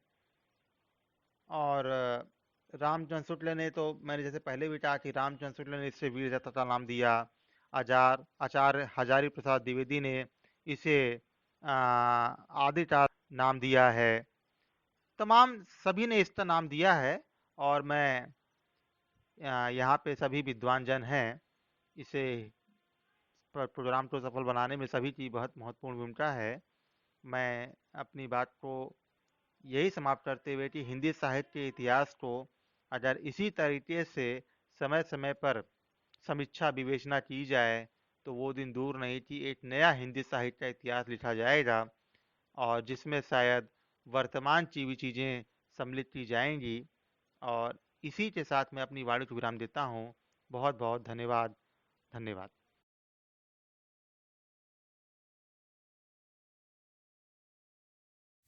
विश्व हिंदी साहित्य सेवा संस्थान के मंच को नमन करते हुए मैं इस गोष्ठी में सम्मिलित सभी साहित्य मनीषियों को नमन करती हूँ, अभिवादन करती हूँ, अभिनंदन करती हूँ। मैं तारिका सिंह लखनऊ से स्वयं को सौभाग्यशाली समझती हूँ कि मंच ने मुझे आप सभी विद्वज्जनों के समक्ष आज की गोष्ठी, जिसका विषय है आदिकालीन हिंदी साहित्य के अध्ययन की समस्या, पर अपने विचार रखने का अवसर प्रदान किया है। इसके लिए मैं मंच का आभार प्रकट करती हूँ और संक्षेप में अपने विचार रखती हूँ। साहित्य मानव समाज के विविध भावों एवं नित्य नवीन रहने वाली चेतना की अभिव्यक्ति है। किसी काल विशेष के साहित्य की जानकारी से तदयुगीन मानव समाज को समग्रतः जाना जा सकता है, या दूसरे शब्दों में कह लें तो किसी काल विशेष के साहित्य में पाई जाने वाली प्रवृत्तियाँ तत्कालीन परिस्थितियों के सापेक्ष होती हैं। यह सिद्धांत इस बात की आवश्यकता पर बल देता है कि साहित्य के प्रेरक तत्व के रूप में हम उस युग के परिवेश को अवश्य जान लें। आचार्य रामचंद्र शुक्ल के साथ ही साथ हिंदी साहित्य के अधिकांश इतिहासकारों ने हिंदी साहित्य को 4 कालखंडों में विभाजित किया है, जिन्हें आदिकाल, पूर्व मध्यकाल, उत्तर मध्यकाल और आधुनिक काल कहा है। स्पष्ट है कि लोग जिसे आदिकाल कहते हैं, उस काल में वीरता की प्रवृत्ति को प्रधान मानकर उसका नाम वीर गाथा काल, इसी प्रकार पूर्व मध्यकाल को भक्तिकाल, उत्तर मध्यकाल को रीतिकाल तथा आधुनिक काल को विद्वानों ने गद्यकाल कहा है। जब हम आदिकालीन हिंदी साहित्य के अध्ययन की बात करते हैं, तब ढेर सारी समस्याएं दृष्टिगोचर होती हैं। अगर राजनीतिक दृष्टि से देखें तो यह युद्ध और अशांति का काल था। राजाओं में संकुचित राष्ट्रीयता थी। अराजकता, गृह क्लेश, विद्रोह एवं युद्ध के इस वातावरण में कवियों एवं साहित्यकारों ने एक ओर तो तलवार के गीत गाए, तो दूसरी ओर आध्यात्मिकता की प्रवृत्ति के कारण उपदेशात्मक साहित्य का ही सृजन किया। जब हम आदिकालीन हिंदी साहित्य के धार्मिक परिवेश की बात करें तो इस काल में अनेक प्रकार के धार्मिक मतांतरों का अस्तित्व था। वैदिक एवं पौराणिक धर्म के साथ साथ जैन, बौद्ध, शैव, सिद्ध, नाथ आदि संप्रदाय भी सामान्य जनता में अपना प्रभाव जमा रहे थे। जैन मुनि अपने धार्मिक तत्वों के प्रचार के लिए प्राकृत एवं अपभ्रंश का प्रयोग कर रहे थे। स्वयंभू, पुष्पदंत, हेमचंद्र, धनपाल जैसे अनेक कवियों ने अपनी रचनाएं प्राकृत एवं अपभ्रंश में रचीं। इन धार्मिक परिस्थितियों के परिप्रेक्ष्य में यह कहना समीचीन है कि धार्मिक दृष्टि से आदिकाल का वातावरण दूषित था। जनसाधारण क्षोभ, असंतोष एवं भ्रम से ग्रस्त थे, जिसका सीधा प्रभाव तत्कालीन साहित्य के खंडन मंडन, हठयोग, वीरता एवं श्रृंगार परक रचनाओं में देखा जा सकता है। अब हम आदिकाल की साहित्यिक परिस्थितियों की बात करें तो इस काल में एक ओर तो परंपरागत संस्कृत साहित्य की रचना हो रही थी, तो दूसरी ओर पाली और प्राकृत और अपभ्रंश में साहित्य सृजन कवियों द्वारा किया जा रहा था। एक और वर्ग जो हिंदी में जनता की मानसिक एवं भावात्मक दशाओं को अभिव्यक्त कर रहा था, उसे भाट या चारण कवि कहा गया है। आचार्य रामचंद्र शुक्ल ने कहा है कि उस समय भाट या चारण किसी राजा के पराक्रम, विजय, शत्रु कन्या हरण की अत्युक्तिपूर्ण आलाप करता था, या रण क्षेत्रों में जाकर वीरों के हृदय में उत्साह की उमंगें भरा करता था, वही सम्मान पाता था। हिंदी भाषा में रचित इन काव्य ग्रंथों में एक ओर अपने आश्रयदाताओं की अतिशयोक्तिपूर्ण प्रशंसा की गई थी, तो दूसरी ओर उनके युद्धोन्माद को व्यक्त करने वाली घटनाओं का भी वर्णन किया गया था। अब हम सांस्कृतिक परिस्थिति की बात करें तो यह काल मुगल आक्रमणकारियों का था, जिन्होंने संकीर्ण दृष्टिकोण एवं धर्मांधता की भावना से प्रेरित होकर मंदिरों, मठों एवं विश्वविद्यालयों को नष्ट करने का पूरा प्रयास किया एवं संगीत कला, वास्तुकला, उत्सव, मेले, परिधान आदि पर भी उनका प्रभाव धीरे धीरे पड़ने लगा। गायन, वादन, नृत्य भी इससे अछूता न था। प्राचीन भारतीय संस्कृति ह्रासोन्मुख थी, जिसका सीधा सीधा प्रभाव हिंदी साहित्य पर भी पड़ा। परंतु इन सारी कठिनाइयों के बीच भी हिंदी साहित्य के इतिहास में आदिकाल एक महत्वपूर्ण एवं समृद्ध काल था, जिसमें विभिन्न गतिरोधों को पार कर हिंदी साहित्य को निरंतर पल्लवित एवं पुष्पित करता रहा। जय। मैं नरेंद्र भूषण लखनऊ से आज की इस संगोष्ठी के अध्यक्ष परम आदरणीय डॉक्टर सूर्य प्रसाद दीक्षित जी, मुख्य अतिथि डॉक्टर शहाबुद्दीन नियाज मोहम्मद शेख जी। आज इस संगोष्ठी का विषय रखा गया है आदिकालीन हिंदी साहित्य के अध्ययन की समस्या। इस संबंध में अपने विचार आपके समक्ष प्रस्तुत कर रहा हूँ। हम सब कहते हैं, मानते भी हैं कि साहित्य समाज का दर्पण होता है। किसी कालखंड की रचनाओं को हम देखें तो यह पाएंगे कि वह निर्विवाद रूप से तत्कालीन सामाजिक स्थिति को आरेखित करता है। कल्पना पर आधारित सृजन वास्तविक विमर्श के सृजन के सापेक्ष कम रहते हैं। कुछ कालजयी रचनाओं को छोड़ दें तो समसामयिक रचनाएं ही अधिक पढ़ी जाती हैं।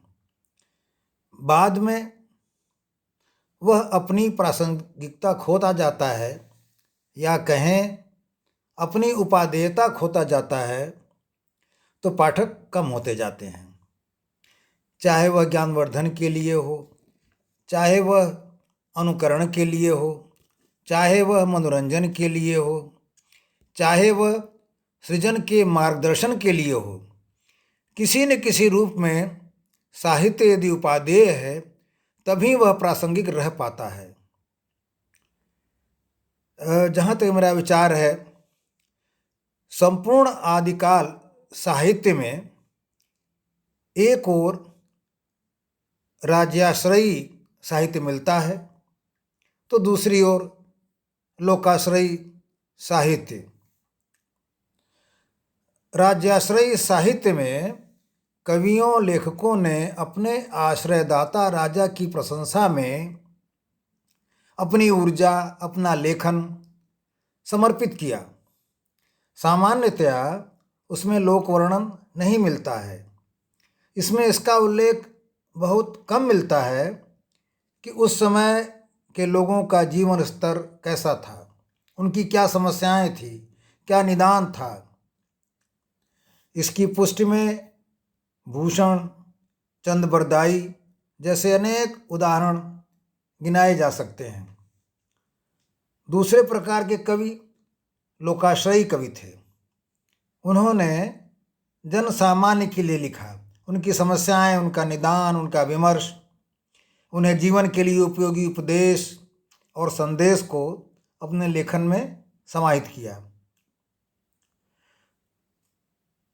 राज्याश्रयी साहित्य अब मात्र छंद विधान की दृष्टि से, शब्दागार संवर्धन तथा शिल्प लालित्य की दृष्टि से पठनीय रह गया है।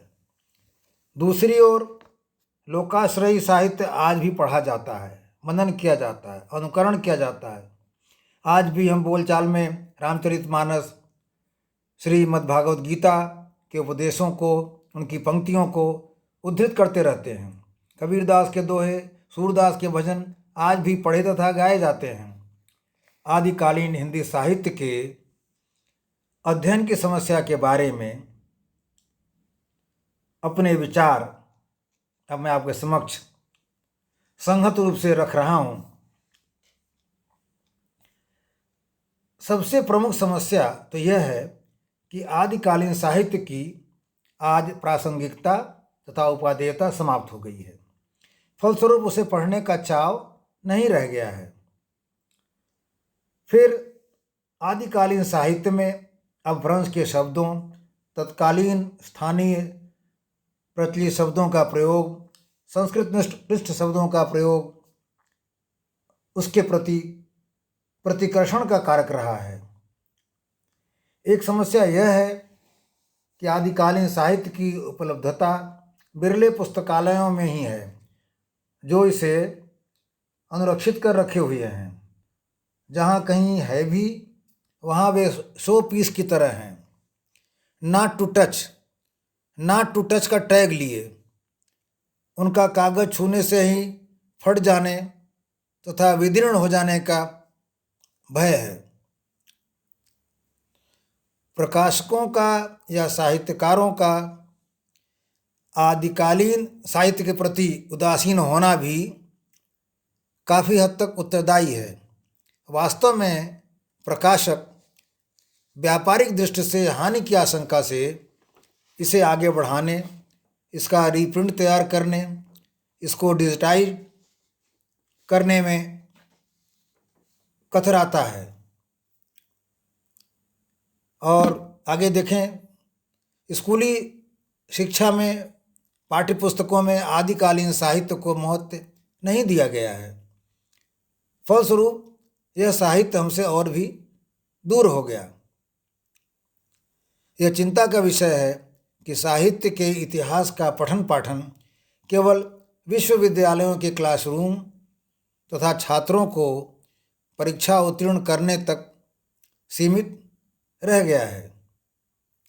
इन समस्याओं का निदान ढूंढकर हम हिंदी साहित्य को और अधिक समृद्ध बनाने में सफल हो सकते हैं। मुझे पूर्ण विश्वास है कि विश्व हिंदी साहित्य सेवा संस्थान इनके निदान में अग्रणी भूमिका निभा सकता है। आदिकालीन साहित्य के अध्ययन की समस्याएं विषय पर ऑनलाइन ऑडियो गोष्ठी दिनांक 30 नवंबर 2020 के संदर्भ में सर्वप्रथम हिंदी सेवा संस्थान लखनऊ इकाई के संयोजक एवं कार्यक्रम संचालक डॉक्टर वंदना श्रीवास्तव जी को हार्दिक बधाई एवं आज दो साहित्यकारों क्रमशः श्री नरेंद्र भूषण जी और डॉक्टर पूर्णिमा मालवीय जी के जन्मदिन की हार्दिक शुभकामनाएं तथा अनंत बधाइयाँ अर्पित करता हूं। आज के कार्यक्रम के मुख्य अतिथि आदरणीय संस्थान अध्यक्ष शहाबुद्दीन नियाज मोहम्मद शेख जी, अध्यक्षता कर रहे आदरणीय डॉक्टर सूर्य प्रकाश दीक्षित जी, मंचासीन नरेंद्र भूषण जी, संस्थान सचिव डॉक्टर गोकुलेश्वर कुमार द्विवेदी जी, डॉक्टर अर्चना वर्मा जी, डॉक्टर सीमा वर्मा जी, विचार गोष्ठी में सम्मिलित मुख्य वक्ता डॉक्टर अलका प्रकाश जी, लक्ष्मीकांत वैष्णव जी, डॉक्टर पूर्णिमा मालवीय जी, प्रभांशु कुमार जी, डॉक्टर सीमा वर्मा जी, डॉक्टर तारिका सिंह जी एवं अन्यान्य विद्वज्जन जिनकी विचारधारा एवं शोधपरक आलेखों से हिंदी जगत का उद्भव, विकास और अनंत यात्रा विश्व फलक पर साहित्य की पराकाष्ठा पर ध्रुव तारे की भांत दैदीप्यमान रहेगी। सभी ऐसी विभूतियों का मैं ओम प्रकाश त्रिपाठी शिक्षा साहित्य एवं समाज सेवा का प्रहरी हार्दिक अभिनंदन, वंदन एवं प्रणाम अर्पित करता हूँ। जहाँ तक आदिकालीन साहित्य की बात है, सभी सम्मानित विद्वज्जनों ने अपनी शैली में हिंदी की जीवंतता एवं गत्यात्मकता से सराबोर किया है। इसके लिए सभी को बधाई भी है। आज की गोष्ठी के विषय में मेरा अभिमत है कि हिंदी साहित्य के इतिहास में लगभग 8वीं शताब्दी से 14वीं शताब्दी के बीच के काल को आदिकाल कहा जाता है। इस युग को इस नाम से डॉक्टर हजारी प्रसाद द्विवेदी ने, आचार्य रामचंद्र शुक्ल ने इसे वीर गाथा काल तथा विश्वनाथ प्रसाद मिश्र जी ने इसे वीर काल के नाम से परिचित कराया है। आचार्य महावीर प्रसाद द्विवेदी जी ने बीज वपन काल, डॉक्टर राम कुमार वर्मा ने तत्कालीन प्रवृत्तियों के आधार पर इसे चारण काल तथा राहुल सांस्कृत्यायन ने इसे सिद्ध सामंत काल कहा है। इस समय का इतिहास मुख्य रूप से 4 रूपों में मिलता है। पहला सिद्ध साहित्य तथा नाथ साहित्य, दूसरा जैन साहित्य, तीसरा चारणी साहित्य और चौथा प्रकीर्णक साहित्य। हिंदी साहित्य के इतिहास का काल विभाजन पर अनेक विद्वानों ने अपने अपने तरीकों से नामकरण किया है। विद्वानों के अनुसार नामकरण के आधार हेतु कुछ बिंदु हैं, जैसे कर्ता के आधार पर तो इसमें प्रसाद युग, भारतेंदु युग, द्विवेदी युग और शुक्ल युग आगे रहे। दूसरा शासक और शासन काल के आधार पर इसमें विक्टोरिया युग, एलिजाबेथ युग, मराठा युग आदि प्रमुख रहे।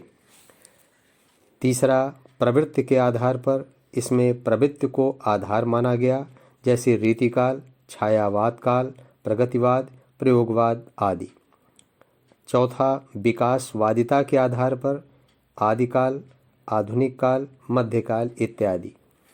पांचवा सामाजिक तथा सांस्कृतिक घटनाओं के आधार पर इसमें राष्ट्रीय धारा, स्वातंत्रोत्तर, स्वच्छंदवास आदि।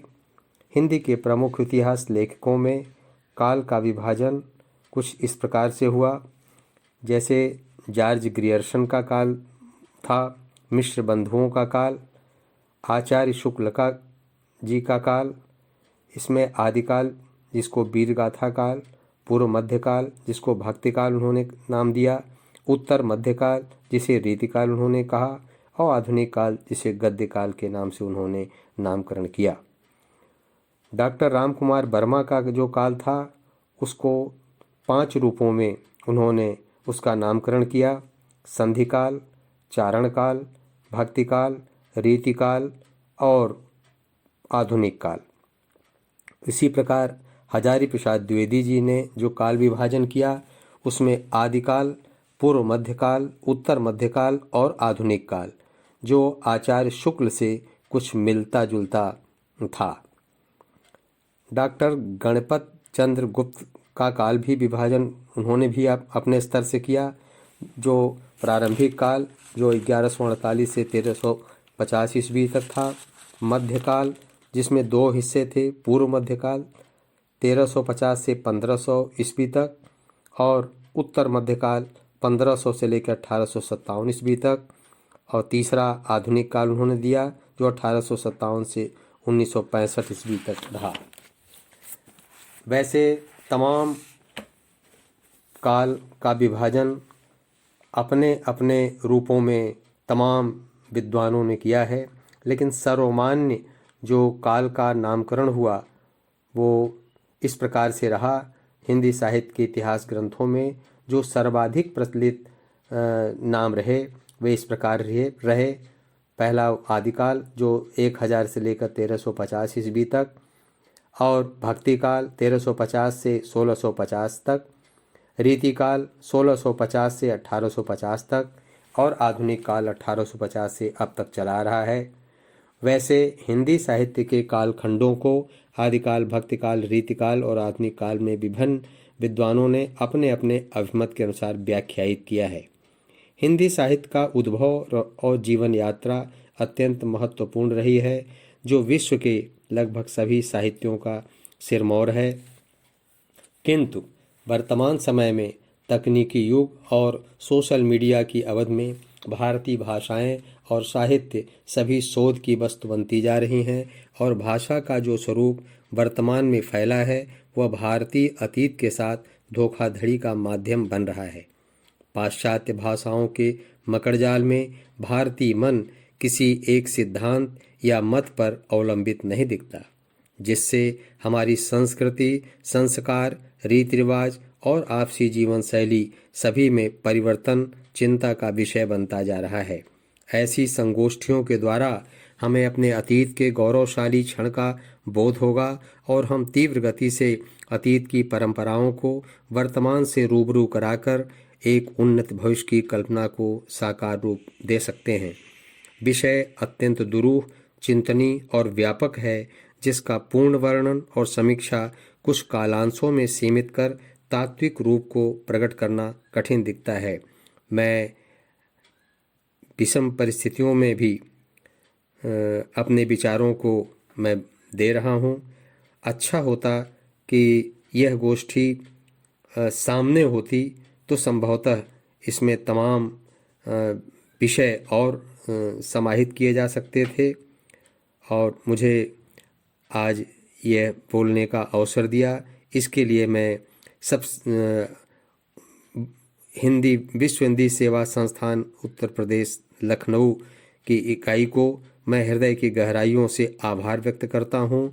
संचालिका डॉक्टर वंदना जी को मैं विशेष कृतज्ञता ज्ञापित करता हूँ, और शहाबुद्दीन शेख जी को और डॉक्टर गोकुलेश्वर कुमार द्विवेदी जी के प्रति भी मैं कृतज्ञता अर्पित करता हूँ कि मुझ जैसे व्यक्ति को भी आपने बहुत कुछ अपने विचारों को प्रस्फुटन के लिए, विचारों को प्रकट करने के लिए और विश्व के दौड़ में भाषाओं में, भाषा के माध्यम में, भारत की परंपराओं के उद्बोधन में, भारत के हमारी संस्कृति, संस्कार और चरित्र को अग्रतर करने में जो अपनी भूमिका के द्वारा जो अवसर मुझे प्रदान किया गया, इसके लिए मैं आप सभी विद्वज्जनों का भी आभारी हूँ।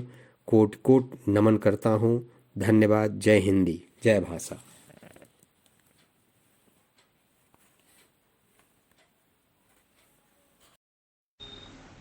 आदिकाल हिंदी का प्रस्थान युग है। इसके बहुत सारे नाम हैं। किसी ने उद्भव काल कहा, किसी ने उत्पत्ति काल कहा, मिश्र बंधुओं ने इसको प्रारंभिक काल कहा, राहुल जी ने संधि काल कहा, डॉक्टर ग्रियर्सन ने चारण काल कहा, रासो काल भी नाम दिया गया। यूँ आचार्य शुक्ल ने, ग्रियर्सन ने और विशेष रूप से आचार्य हजारी प्रसाद द्विवेदी ने इसको आदिकाल कहा, और वही नाम अब काफ़ी कुछ स्थिर हो गया है। यूँ इसकी प्रवृत्तियों को लेकर कई तरह के नाम सुझाए जाते रहे। जैसे डॉक्टर रसाल के इतिहास में इसको जय काव्य कहा गया, आचार्य विश्वनाथ प्रसाद मिश्र के इतिहास में इसको वीर काव्य कहा गया। उस समय जो भाषा प्रचलित थी उसको भी आदिकाल हिंदी का प्रस्थान युग है। इसके बहुत सारे नाम हैं। किसी ने उद्भव काल कहा, किसी ने उत्पत्ति काल कहा, मिश्र बंधुओं ने इसको प्रारंभिक काल कहा, राहुल जी ने संधि काल कहा, डॉक्टर ग्रियर्सन ने चारण काल कहा, रासो काल भी नाम दिया गया। यूँ आचार्य शुक्ल ने, ग्रियर्सन ने और विशेष रूप से आचार्य हजारी प्रसाद द्विवेदी ने इसको आदिकाल कहा, और वही नाम अब काफ़ी कुछ स्थिर हो गया है। यूँ इसकी प्रवृत्तियों को लेकर कई तरह के नाम सुझाए जाते रहे। जैसे डॉक्टर रसाल के इतिहास में इसको जय काव्य कहा गया, आचार्य विश्वनाथ प्रसाद मिश्र के इतिहास में इसको वीर काव्य कहा गया। उस समय जो भाषा प्रचलित थी उसको भी आदिकाल हिंदी का प्रस्थान युग है। इसके बहुत सारे नाम हैं। किसी ने उद्भव काल कहा, किसी ने उत्पत्ति काल कहा, मिश्र बंधुओं ने इसको प्रारंभिक काल कहा, राहुल जी ने संधि काल कहा, डॉक्टर ग्रियर्सन ने चारण काल कहा, रासो काल भी नाम दिया गया। यूँ आचार्य शुक्ल ने, ग्रियर्सन ने और विशेष रूप से आचार्य हजारी प्रसाद द्विवेदी ने इसको आदिकाल कहा, और वही नाम अब काफ़ी कुछ स्थिर हो गया है। यूँ इसकी प्रवृत्तियों को लेकर कई तरह के नाम सुझाए जाते रहे। जैसे डॉक्टर रसाल के इतिहास में इसको जय काव्य कहा गया, आचार्य विश्वनाथ प्रसाद मिश्र के इतिहास में इसको वीर काव्य कहा गया। उस समय जो भाषा प्रचलित थी उसको भी आदिकाल हिंदी का प्रस्थान युग है। इसके बहुत सारे नाम हैं। किसी ने उद्भव काल कहा, किसी ने उत्पत्ति काल कहा, मिश्र बंधुओं ने इसको प्रारंभिक काल कहा, राहुल जी ने संधि काल कहा, डॉक्टर ग्रियर्सन ने चारण काल कहा, रासो काल भी नाम दिया गया। यूँ आचार्य शुक्ल ने, ग्रियर्सन ने और विशेष रूप से आचार्य हजारी प्रसाद द्विवेदी ने इसको आदिकाल कहा और वही नाम अब काफ़ी कुछ स्थिर हो गया है। यूँ इसकी प्रवृत्तियों को लेकर कई तरह के नाम सुझाए जाते रहे। जैसे डॉक्टर रसाल के इतिहास में इसको जय काव्य कहा गया, आचार्य विश्वनाथ प्रसाद मिश्र के इतिहास में इसको वीर काव्य कहा गया। उस समय जो भाषा प्रचलित थी उसको भी आदिकाल हिंदी का प्रस्थान युग है। इसके बहुत सारे नाम हैं। किसी ने उद्भव काल कहा, किसी ने उत्पत्ति काल कहा, मिश्र बंधुओं ने इसको प्रारंभिक काल कहा, राहुल जी ने संधि काल कहा, डॉक्टर ग्रियर्सन ने चारण काल कहा, रासो काल भी नाम दिया गया। यूँ आचार्य शुक्ल ने, ग्रियर्सन ने और विशेष रूप से आचार्य हजारी प्रसाद द्विवेदी ने इसको आदिकाल कहा और वही नाम अब काफ़ी कुछ स्थिर हो गया है। यूँ इसकी प्रवृत्तियों को लेकर कई तरह के नाम सुझाए जाते रहे। जैसे डॉक्टर रसाल के इतिहास में इसको जय काव्य कहा गया, आचार्य विश्वनाथ प्रसाद मिश्र के इतिहास में इसको वीर काव्य कहा गया। उस समय जो भाषा प्रचलित थी उसको भी आदिकाल हिंदी का प्रस्थान युग है। इसके बहुत सारे नाम हैं। किसी ने उद्भव काल कहा, किसी ने उत्पत्ति काल कहा, मिश्र बंधुओं ने इसको प्रारंभिक काल कहा, राहुल जी ने संधि काल कहा, डॉक्टर ग्रियर्सन ने चारण काल कहा, रासो काल भी नाम दिया गया। यूँ आचार्य शुक्ल ने, ग्रियर्सन ने और विशेष रूप से आचार्य हजारी प्रसाद द्विवेदी ने इसको आदिकाल कहा और वही नाम अब काफ़ी कुछ स्थिर हो गया है। यूँ इसकी प्रवृत्तियों को लेकर कई तरह के नाम सुझाए जाते रहे। जैसे डॉक्टर रसाल के इतिहास में इसको जय काव्य कहा गया, आचार्य विश्वनाथ प्रसाद मिश्र के इतिहास में इसको वीर काव्य कहा गया। उस समय जो भाषा प्रचलित थी उसको भी आदिकाल हिंदी का प्रस्थान युग है। इसके बहुत सारे नाम हैं।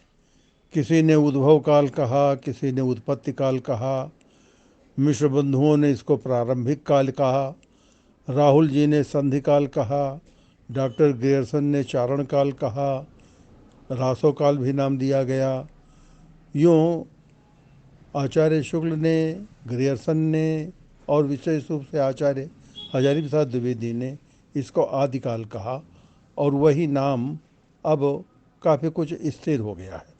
यूँ इसकी प्रवृत्तियों को लेकर कई तरह के नाम सुझाए जाते रहे। जैसे डॉक्टर रसाल के इतिहास में इसको जय काव्य कहा गया, आचार्य विश्वनाथ प्रसाद मिश्र के इतिहास में इसको वीर काव्य कहा गया। उस समय जो भाषा प्रचलित थी उसको भी आदिकाल हिंदी का प्रस्थान युग है। इसके बहुत सारे नाम हैं। किसी ने उद्भव काल कहा, किसी ने उत्पत्ति काल कहा, मिश्र बंधुओं ने इसको प्रारंभिक काल कहा, राहुल जी ने संधि काल कहा, डॉक्टर ग्रियर्सन ने चारण काल कहा, रासो काल भी नाम दिया गया। यूँ आचार्य शुक्ल ने, ग्रियर्सन ने और विशेष रूप से आचार्य हजारी प्रसाद द्विवेदी ने इसको आदिकाल कहा और वही नाम अब काफ़ी कुछ स्थिर हो गया है। यूँ इसकी प्रवृत्तियों को लेकर कई तरह के नाम सुझाए जाते रहे। जैसे डॉक्टर रसाल के इतिहास में इसको जय काव्य कहा गया, आचार्य विश्वनाथ प्रसाद मिश्र के इतिहास में इसको वीर काव्य कहा गया। उस समय जो भाषा प्रचलित थी उसको भी आदिकाल हिंदी का प्रस्थान युग है। इसके बहुत सारे नाम हैं। किसी ने उद्भव काल कहा, किसी ने उत्पत्ति काल कहा, मिश्र बंधुओं ने इसको प्रारंभिक काल कहा, राहुल जी ने संधि काल कहा, डॉक्टर ग्रियर्सन ने चारण काल कहा, रासो काल भी नाम दिया गया। यूँ आचार्य शुक्ल ने, ग्रियर्सन ने और विशेष रूप से आचार्य हजारी प्रसाद द्विवेदी ने इसको आदिकाल कहा और वही नाम अब काफ़ी कुछ स्थिर हो गया है। यूँ इसकी प्रवृत्तियों को लेकर कई तरह के नाम सुझाए जाते रहे, जैसे डॉक्टर रसाल के इतिहास में इसको जय काव्य कहा गया, आचार्य विश्वनाथ प्रसाद मिश्र के इतिहास में इसको वीर काव्य कहा गया। उस समय जो भाषा प्रचलित थी उसको भी आदिकाल हिंदी का प्रस्थान युग है। इसके बहुत सारे नाम हैं। किसी ने उद्भव काल कहा, किसी ने उत्पत्ति काल कहा, मिश्र बंधुओं ने इसको प्रारंभिक काल कहा, राहुल जी ने संधि काल कहा, डॉक्टर ग्रियर्सन ने चारण काल कहा, रासो काल भी नाम दिया गया। यूँ आचार्य शुक्ल ने, ग्रियर्सन ने और विशेष रूप से आचार्य हजारी प्रसाद द्विवेदी ने इसको आदिकाल कहा और वही नाम अब काफ़ी कुछ स्थिर हो गया है। यूँ इसकी प्रवृत्तियों को लेकर कई तरह के नाम सुझाए जाते रहे, जैसे डॉक्टर रसाल के इतिहास में इसको जय काव्य कहा गया, आचार्य विश्वनाथ प्रसाद मिश्र के इतिहास में इसको वीर काव्य कहा गया। उस समय जो भाषा प्रचलित थी उसको भी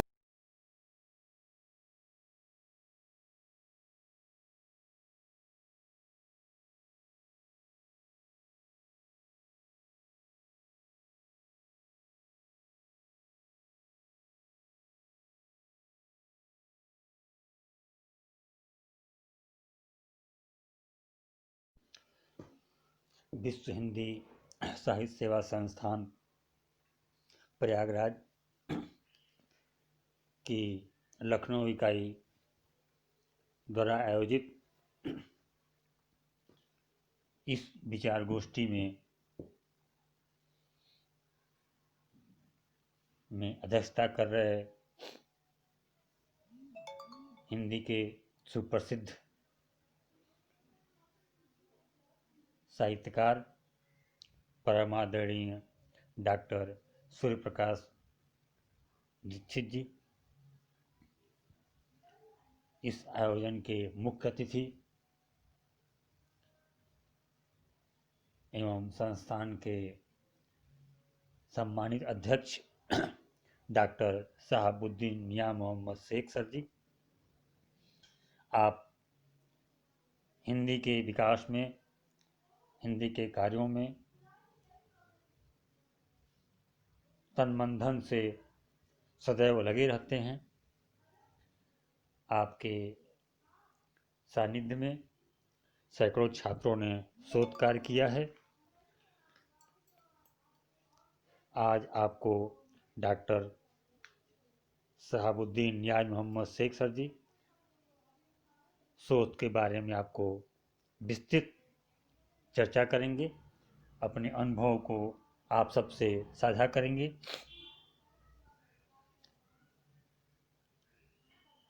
मंचासीन आदरणीय श्री ओम प्रकाश त्रिपाठी जी, जो सोनभद्र से हमारे बीच जुड़ेंगे। लखनऊ से मंच पर आसीन सम्माननीय श्री नरेंद्र भूषण जी, आज की आयोजन की वक्ता डॉक्टर अलका प्रकाश, सहायक आचार्य प्रोफेसर राजेंद्र सिंह रज्जू भैया विश्वविद्यालय प्रयागराज,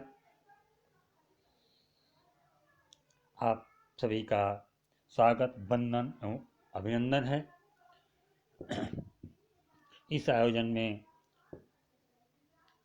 वक्ता के रूप में जुड़ रही रायबरेली से संस्थान की हिंदी सांसद श्रीमती पुष्पा श्रीवास्तव शैली जी, प्रयागराज से जुड़ी हुई महाविद्यालय के प्राचार्य डॉक्टर पूर्णिमा मालवीय जी, दुर्ग छत्तीसगढ़ से जुड़ रहे शोधार्थी श्री लक्ष्मीकांत वैष्णव जी, प्रयागराज से ही जुड़ रहे प्रयागराज के हिंदी सांसद श्री प्रभांशु कुमार जी, लखनऊ से जुड़ रही सुप्रसिद्ध साहित्यकार डॉक्टर सीमा वर्मा जी, डॉक्टर अर्चना वर्मा जी एवं डॉक्टर तारिका सिंह जी, आप सभी का भी हार्दिक स्वागत, वंदन एवं अभिनंदन है। आप सब संस्थान की लखनऊ इकाई के आग्रह पर एकत्र होते हैं, अपने विचार करते हैं, अपनी कड़ी मेहनत से तैयार किए गए शोध कार्यों को प्रस्तुत करते हैं। इसके लिए हम संस्थान परिवार की तरफ से आपके आभारी हैं। आप सबको ये आज अवगत कराना है कि आप जो भी मेहनत कर रहे हैं, वह मेहनत, वह शोध कार्य, वह समय आपका बेकार नहीं जाएगा। इसके लिए संस्थान पूरी लगन से, पूरी निष्ठा के साथ लगा हुआ है कि आपकी मेहनत का फल आपको मिले। इस कार्य के लिए हम लोग शिक्षा मंत्रालय भारत सरकार से संपर्क में हैं, निरंतर इसके लिए कार्य कर रहे हैं कि जो भी शोध आप लोग लिख रहे हैं, वाचन कर रहे हैं, उनको, आपके शोध कार्यों को, जो भी अच्छे शोध कार्य होंगे उनको मान्यता मिले। साथ ही साथ इन शोधों को हम ऑनलाइन और मुद्रण रूप में भी हम प्रकाशित करने की योजना बना रहे हैं। इसके अतिरिक्त जो भी शोध धीरे धीरे आपके आ रहे हैं, क्रमशः आगे आते रहेंगे। इन सभी शोधों को एक सामूहिक शोध के रूप में परिवर्तित कर, उनको संकलन कर, उनको एक अकाट्य शोध ग्रंथ का रूप देना, ताकि हिंदी के प्रेमी, हिंदी के शोधार्थी उसको अध्ययन कर अपने को गर्वान्वित महसूस कर सके। हम इसके लिए पूरी तरह से लगे हुए हैं। आप सब अपना स्नेह बनाए रखें। बस एक निवेदन है कि जो भी आप लोग शोध भेजते हैं, उन शोधों को यह ध्यान रखें कि न्यूनतम 5000 शब्दों से कम के ना हो, अधिक के हो सकते हैं। जो आप वाचन करते हैं, वाचन को आप सीमित कर सकते हैं, लेकिन जो लेखन है शोध का, वह 5000 शब्दों से कम का ना हो। उन शोध लेखों को आप मौलिकता को दर्शाते हुए अपने स्वहस्ताक्षरित प्रति को संस्थान के ईमेल पर अथवा डाक से आप प्रेषित कर सकते हैं। वो आपके द्वारा डाक या ईमेल के माध्यम से प्रेषित जो शोध पत्र होंगे, वही पत्र हमें आगे शिक्षा मंत्रालय से संपर्क करने में, अपनी कार्य योजना को अमली जमा पहनाने में हमारे लिए मददगार साबित होगा। तो आशा है अगली बार आप अपनी ऊर्जा, अपने उत्साह, अपनी मेहनत को और ही उत्साह और ही बेहतर तरीके से करने का प्रयास करें।